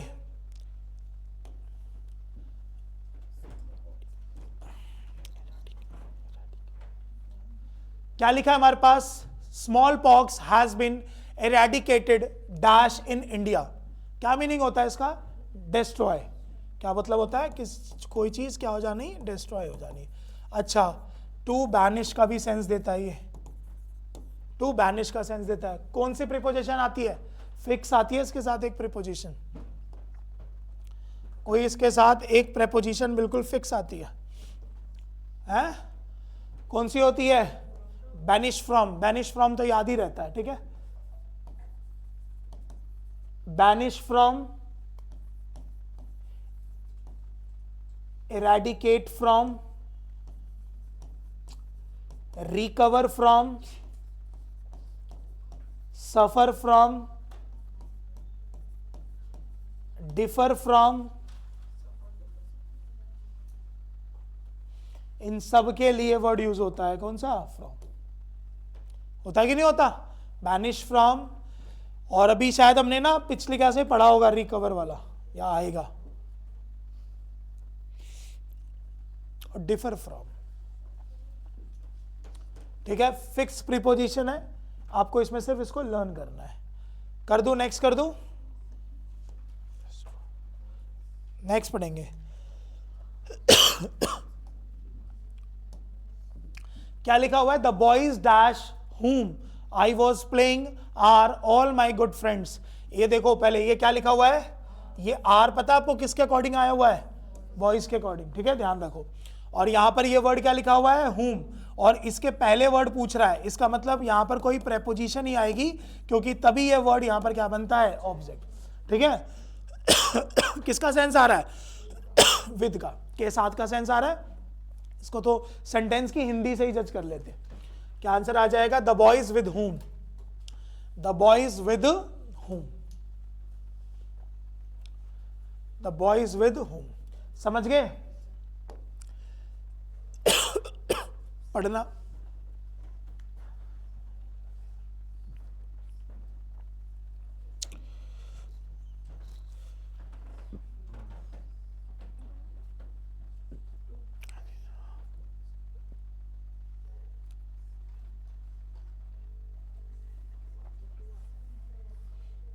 सेंटेंस थोड़ा पढ़ो, उसकी इज्जत करो सेंटेंस की। टू बता रहे हो आंसर,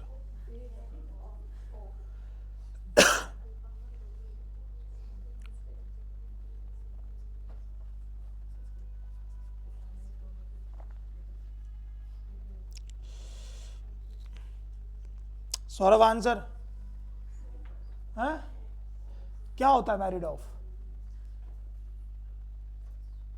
क्या शादी नहीं करना। हेलो, तो लोग थोड़ा पानी पिलाइए भाई।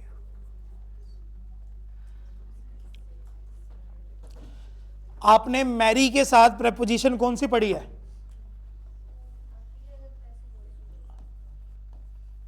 सबसे पहले मैरी वहां पर एज अ क्या यूज होनी चाहिए, वर्ब, ठीक है। मैरी क्या यूज होनी चाहिए, एज अ वर्ब। और वर्ब जब यूज होगी तो हम इसके साथ क्या लगा सकते हैं, टू। बट ये भी एक कंडीशन है, टू तभी लगेगा जब वो सेंटेंस आपके पास कौन सा वॉइस होगा, पैसिव। और एक्टिव वॉइस में कभी भी टू यूज नहीं होता। जैसे आपने एक सेंटेंस में लिख दिया कि ही मैरिड टू हर, ये लाइन गलत है। समझ में आया भाई, ये लाइन आपको सिंपल क्या लिखनी चाहिए थी कि ही मैरिड हर। लेकिन अगर आप इसको पैसिव में बना देते, लिखा होता कि he was married to her, अब ये बिल्कुल क्या होता, सही। अब ये पैसिव वॉइस कैसे पता चला, सर पैसिव वॉइस में हमेशा हेल्पिंग वर्ब आती है, समझ गए, हेल्पिंग वर्ब प्लस में V3। क्लियर हुआ। लेकिन यहां पर बताओ किसी पर्सन की बात हो रही थी, नहीं, यहां पर यह बात हो रही थी, रिवील करा कि भैया आगे पढ़ो क्या लिखा है, he has married dash both of his daughters. यानी कि जब आप किसी के लिए कोई हस्बैंड या वाइफ ढूंढ लेते हो, टू फाइंड अ हस्बैंड और वाइफ, तो वो वर्ड यूज होता है क्या, मैरिड ऑफ, OFF ऑफ, लिख लेना, टू फाइंड अ हस्बैंड और वाइफ। समवन, अबे खुद की नहीं, दूसरों के लिए, टू फाइंड समवन्स हस्बैंड और वाइफ। जैसे एक तरह का बिचौलिया, जो बिचौलिया होता है वो शादी ब्याह कराता रहता है ना, तो उसी के लिए ही यूज होता है मैरिड ऑफ। तो मैरिड ऑफ का सेंस यही लिखना, हस्बैंड और वाइफ।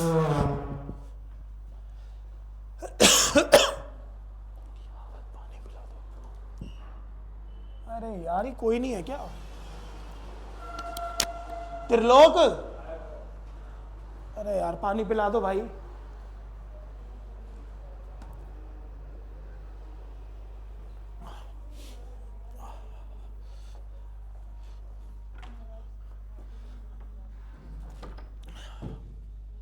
आया भाई, सबको समझ में आया?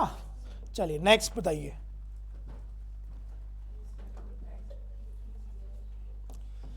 क्या लिखा है हमारे पास कि he is very good dash making stories. Fix preposition हमारे पास कौन सी? गुड के साथ क्या आता है? एट। ये लाइन हमेशा फिक्स होती है, good at something, expert at something, ठीक है? गुड एट समथिंग और एक्सपर्ट एट समथिंग,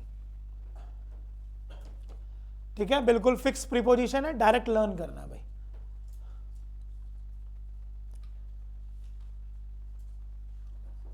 अच्छा, जो मेकिंग स्टोरीज होती है वो क्या है? मतलब रियल स्टोरीज बोल रहा है या मनगढ़ंत बोल रहा है? एक लाइन होती है जो मनगढ़ंत कहानियों को बताता है, और वो एक मुहावरा होता है। क्या होता है? मुहावरा। मुहावरे में कौन सा वर्ड यूज होता है? कुक्ड अप द स्टोरीज, ठीक है? पेपर में आता है, ध्यान रखना। यानी कि स्टोरीज को क्या करना? कुक अप करना। तो कुक अप द स्टोरीज क्या बनता है? कि बातें बनाना, ठीक है, या स्टोरी बनाना। दियो भाई, थैंक यू, दे दे मुझे, थैंक यू। पढ़ो भाई नेक्स्ट।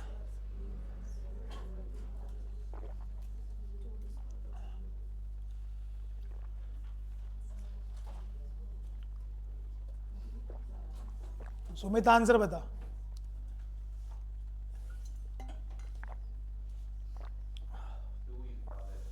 टू हिज फादर, भाई टू हिज फादर। निधि,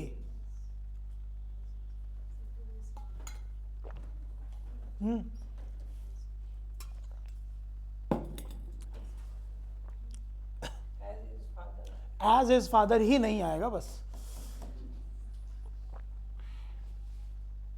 थोड़ा ऐसे भी दिमाग लगाया कर कि मैं प्रेपोजिशन पढ़ा रहा हूं, तो वर्ड भी तो प्रेपोजिशन होना चाहिए, एज प्रीपोजिशन नहीं होती ना।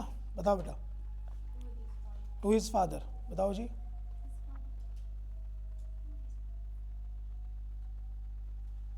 सोचो, टू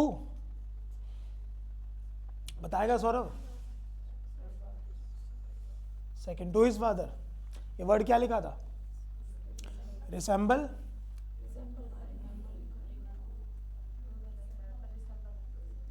वो कोई बात नहीं, वो देख लेंगे, हो रहा होगा। रिसेंबल, ये भूल गया? रिसेंबल के साथ कोई प्रीपोजिशन आती है?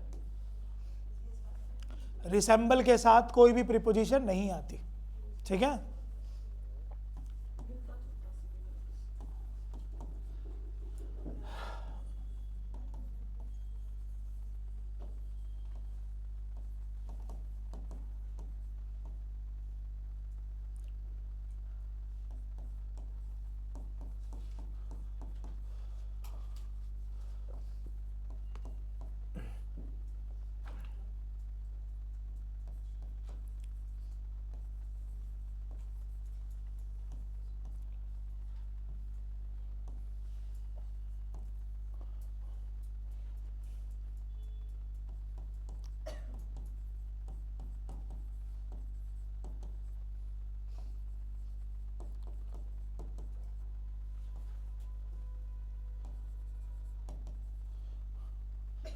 ध्यान से सुनना। अगर ये सारी की सारी वर्ड्स, ये जितने वर्ड्स हैं, सेंटेंस में क्या बनेगी? वर्ब की तरह काम करेंगे, ठीक है? तब यहां पर ध्यान रखना होता है कि आंसर क्या हो जाता है हमारे पास? No preposition. क्या आंसर हो जाता है? No preposition. आई समझ में बात? इन सभी को एज अ वर्ब बनना पड़ेगा, तभी। एक वर्ड और होता है, अटैक। अटैक,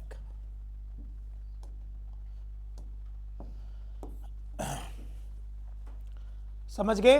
ये जितने भी वर्ड आप देख रहे हो, इनके साथ हम किसी भी प्रेपोजिशन का यूज नहीं करते, ठीक है। लेकिन इसमें से एक दो वर्ड ऐसे हैं जो खुद ही प्रेपोजिशन है, जैसे डिस्पाइट, अवेट, है ना, ये तो वर्ड खुद ही है, तो इसलिए कौन सी वर्ड फॉलो करेंगे। जैसे अवेट के साथ बहुत बार ऑफ लगा देता है, फोर लगा देता है, डिस्पाइट के साथ क्या लगा देता है, ऑफ लगा देता है, तो इनके साथ कभी भी कुछ नहीं आता, ठीक है। और इसमें एक और वर्ड बहुत इंपॉर्टेंट है भाई, कौन सा, ठीक है, बहुत बार लिखा होता है, comprises from, comprises of, comprises to, comprises with, ये सारे गलत है। सिंपल जिसमें कंप्राइज होगा वही आंसर होगा, ठीक है। और कंप्राइज के इक्वल टू में एक वर्ड होता है कंसिस्ट, और उसके साथ ऑफ आ जाता है, ठीक है।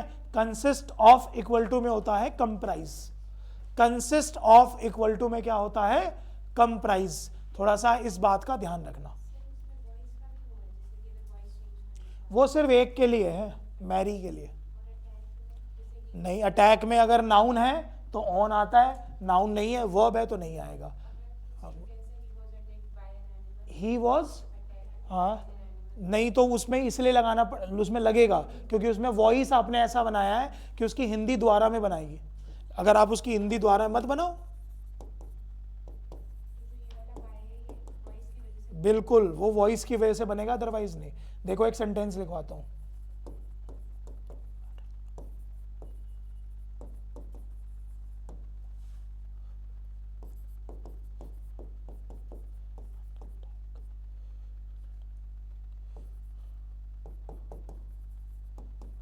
पढ़ना दोनों सेंटेंस।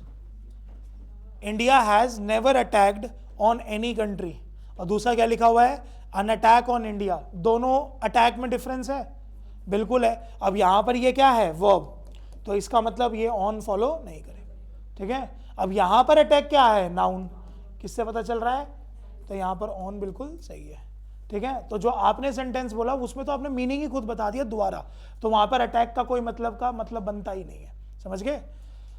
हुआ भाई, इसीलिए मैंने पहले ही लिखवा दिया, क्या वर्ड लिखा हुआ है यहां पर, वर्ब। अब जैसे डिस्कस का डिस्कशन, अगर आप डिस्कस का डिस्कशन बनाते हो तो वो बन जाता है नाउन।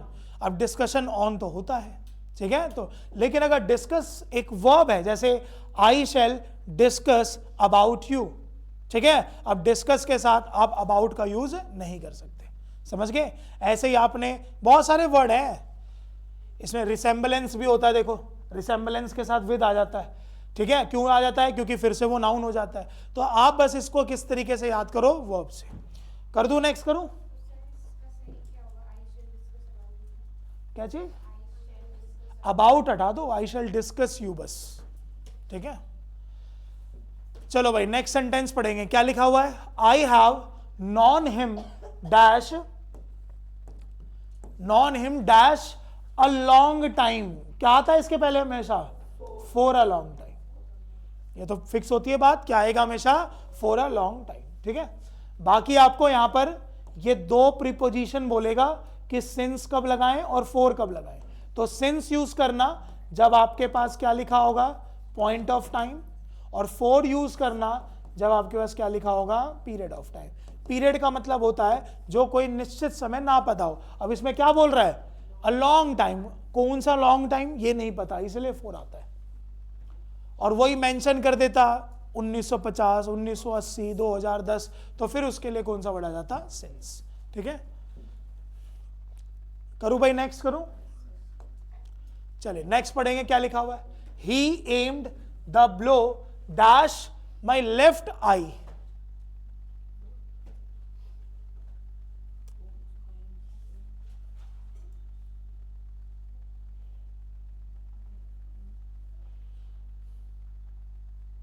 सिमरन बता दो,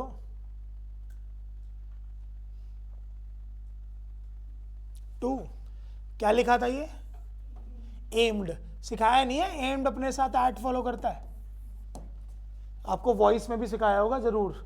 एम्ड के साथ हमेशा क्या आता है भाई, एट। कौन कौन से वर्ड थे एट वाले, एम्ड हो गया, शाउटेड हो गया, लाफ्ड हो गया, स्टार्टल्ड हो गया, एंग्री हो गया, वेक्स्ड हो गया, एनॉय हो गया, ठीक है, अमेज्ड, इन सब के साथ हमें क्या लगाना होता है? एट। सरप्राइज्ड हो गया, नॉक्ड हो गया, इनके साथ क्या आता है? एट।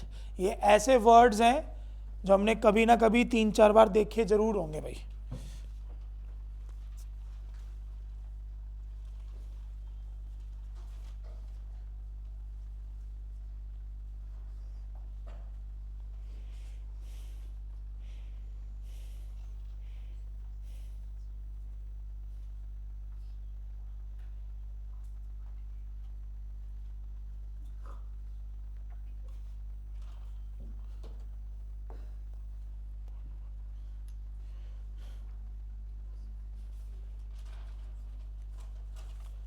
नेक्स्ट स्टेटमेंट पढ़ेंगे भाई।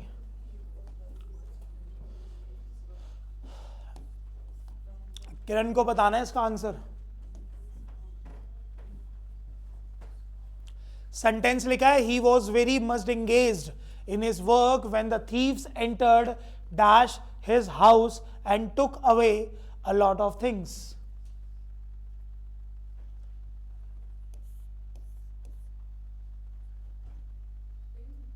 इन भाई, नो नीडेड, आस्था,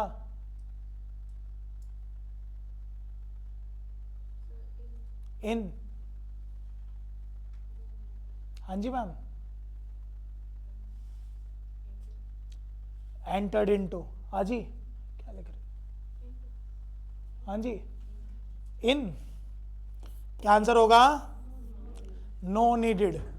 क्या पढ़ते हो तुम लोग घर जाके, मुझे तो समझ ही नहीं आता। एंटर्ड के साथ कोई प्रेपोजिशन यूज होती है? नहीं। अंदर आने के लिए तो बिल्कुल भी नहीं, ठीक है।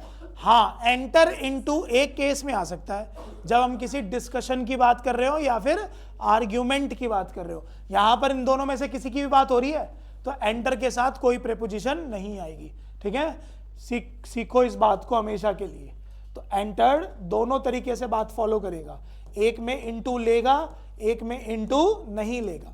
इनटू कब लेगा? जब आप पार्ट बनोगे किसके भाई? पार्ट ऑफ डिस्कशन या फिर आर्ग्यूमेंट, या फिर आर्ग्यूमेंट। और इनटू कब नहीं आएगा? जब इसकी हिंदी मीनिंग आएगी sir to come in, to come in, यानी कि घर के अंदर आना, क्लासरूम के अंदर आना, वहां पर आप एंटर के साथ कोई प्रेपोजिशन यूज नहीं करोगे।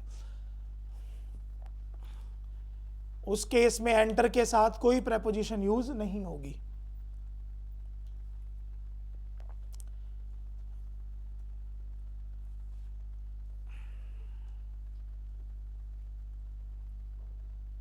हो गया? क्लियर हो गया? ऐसे ही ना एक एग्जाम्पल पूछा गया था एग्जाम में कि conversation stopped as we had entered into the church, ठीक है। क्या लिखा होता? Conversation stopped as we have entered into the church, और यहां पर एरर फाइंड करना था। तो क्या गलती होगी इसमें? इनटू द चर्च नहीं होता, समझ गए। चलो नेक्स्ट क्वेश्चन, नेक्स्ट पढ़ेंगे। क्या लिखा है भाई? The girl said that she preferred the blue gown dash the black one। बताइए भाई इसका आंसर होए। क्वेश्चन आते हैं, पहले क्वेश्चन पढ़ाकर।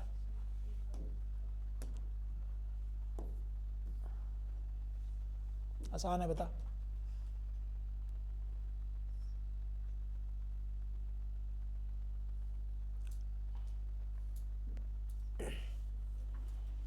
मैम बताइए। Except, yes ma'am. हाँ जी, हाँ जी। टू आएगा या देन आएगा? देख बोल ही नहीं रही, देन क्यों नहीं आएगा? अच्छा, सेंस आ जाती है क्या? हाँ जी, नहीं पता क्या आएगा? हाँ, ये हम एक लाइन बोलते हैं, I prefer coffee than tea, ये लाइन गलत होती है। तो यही तो बात है, यहां पर कॉफी की जगह गाउन लगा लो।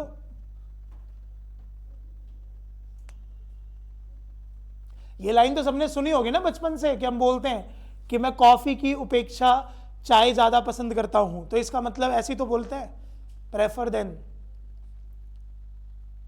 सुमित क्या देख रहा है बेटा उसको? देन है ना। कभी भी सर प्रेफर के साथ देन, ये मैं कितनी बार सिखाता हूं आपको, समझ गए कि बल्कि हम जो ये लिखते हैं ना वो रॉन्ग होता है। हमेशा प्रेफर के साथ क्या आता है? याद रखो भाई इस बात को, ठीक है। और भी बहुत सारे वर्ड हैं सर ऐसे जो सेंटेंस में टू फॉलो करते हैं, मैं आपको सारे लिखवा रहा हूं इसलिए अच्छे से याद कर लो। प्रेफर हो गया, एक वर्ड होता है एल्डर, एल्डर टू होता है, और वही अगर ओल्डर लगा दोगे तो देन आ जाएगा, ओल्डर लगा दोगे तो क्या आ जाएगा? देन, ठीक है, और एल्डर लगाओगे तो टू आएगा। ऐसी एक वर्ड होता है senior, junior, interior, prior, exterior और सुपीरियर। इन सब के साथ हमें क्या यूज करना होता है भाई? टू। क्या यूज करना होता है इन सब के साथ? टू, ठीक है, ध्यान रखो इस बात को, to.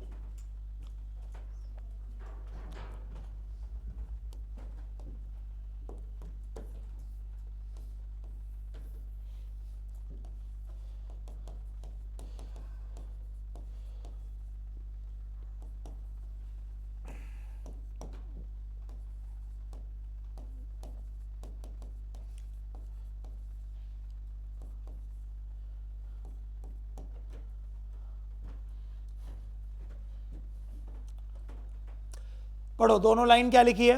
He is older than me. अच्छा, ओल्डर और एल्डर में डिफरेंस होता है।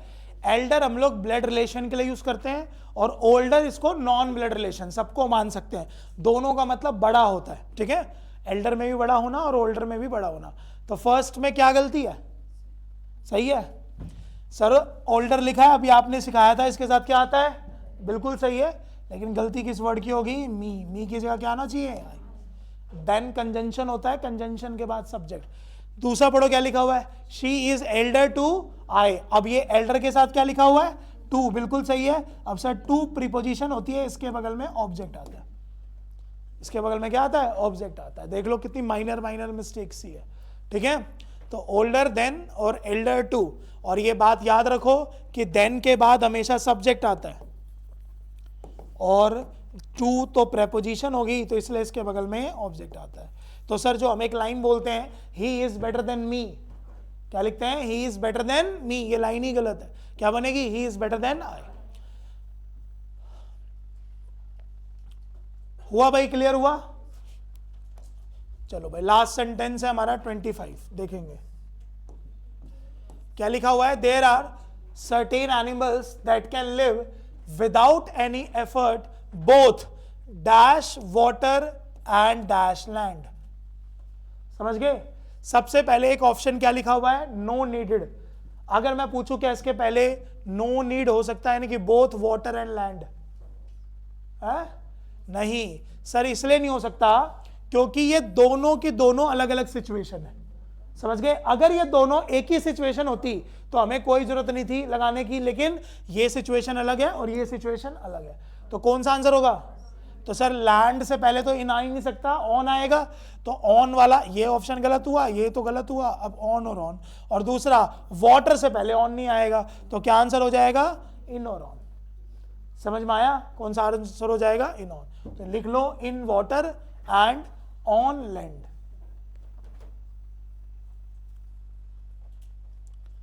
इन वाटर एंड ऑन लैंड। ठीक है भाई, क्लियर?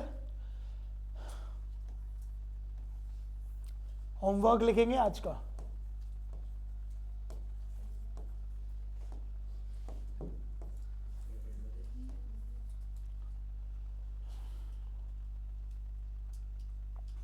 लिख लिया? सबसे पहले पूरा वॉइस और पूरा नरेशन आपको रिवाइज करके आना है, दोनों के दोनों, ठीक है। और स्पेशली सर हमारे को क्या पता होनी चाहिए? वर्ब, कि अगर कोई सेंटेंस डायरेक्ट में लिखा हुआ है तो उसको चेंज करके इनडायरेक्ट में कैसे बनाते हैं। और अगर कोई एक्टिव वॉइस इस टेंस में लिखा है तो उसको चेंज करके किस में बनाते हैं, मतलब आपको रिलेटेड टू वर्ब वाली लाइन पढ़ के आनी है। तो जब मैंने आपको नरेशन पढ़ाया होगा तो उसमें लिखा होगा रिलेटेड टू रिपोर्टेड वर्ब, और एक और टॉपिक होगा उसके अंदर जहां पर रिपोर्टेड वर्ब को चेंज नहीं करा जाता, जहां पे याद होगा जैसे यूनिवर्सल ट्रूथ होता है, रेगुलर एक्शंस होते हैं, याद है ना वो चीज। और दूसरा जब वॉइस पढ़ाया होगा तो उसमें लिखवाया होगा रिलेटेड टू टेंस, जिसमें सिखाया होगा V1 V5 का आंसर इज MR में होता है, V2 का आंसर वॉज वर में होता है, ठीक है। दूसरा सेट नंबर 1 और सेट नंबर 2 जो अभी आपको कराए हैं, ये आपको दोनों रिवाइज करने हैं। हाँ, ये आज सेकंड जो कराया वो और जो पिछला करा दिया वो, ये दोनों आपको रिवाइज करना है। और प्लस 50 आपको स्पेलिंग्स लर्न करके आनी है, फर्स्ट 50। 100 लिखवा रखी है मैंने आप सभी को, दोनों तीनों जितने भी बैचेस है, ठीक है। 50 आपको फर्स्ट 50 स्पेलिंग्स आपको लर्न करके आनी है। समझ में आ गई बात भाई? ये तीनों काम आपके बिल्कुल रटे होने चाहिए भाई, और पढ़ के आओगे तभी क्लास में फिर मजा भी आएगा, वरना वही होता है ना, फिर याद आता है सर ये तो हमने पढ़ा था लेकिन अभी याद नहीं आ रहा। वो इसीलिए नहीं है क्योंकि घर पे हमने रिवाइज नहीं करा। तो वॉइस पूरा, नरेशन पूरा, सेट 1 और सेट 2 पूरा, और उसके बाद स्पेलिंग्स पूरी, ठीक है। चलो मिलते हैं भाई नेक्स्ट क्लास में।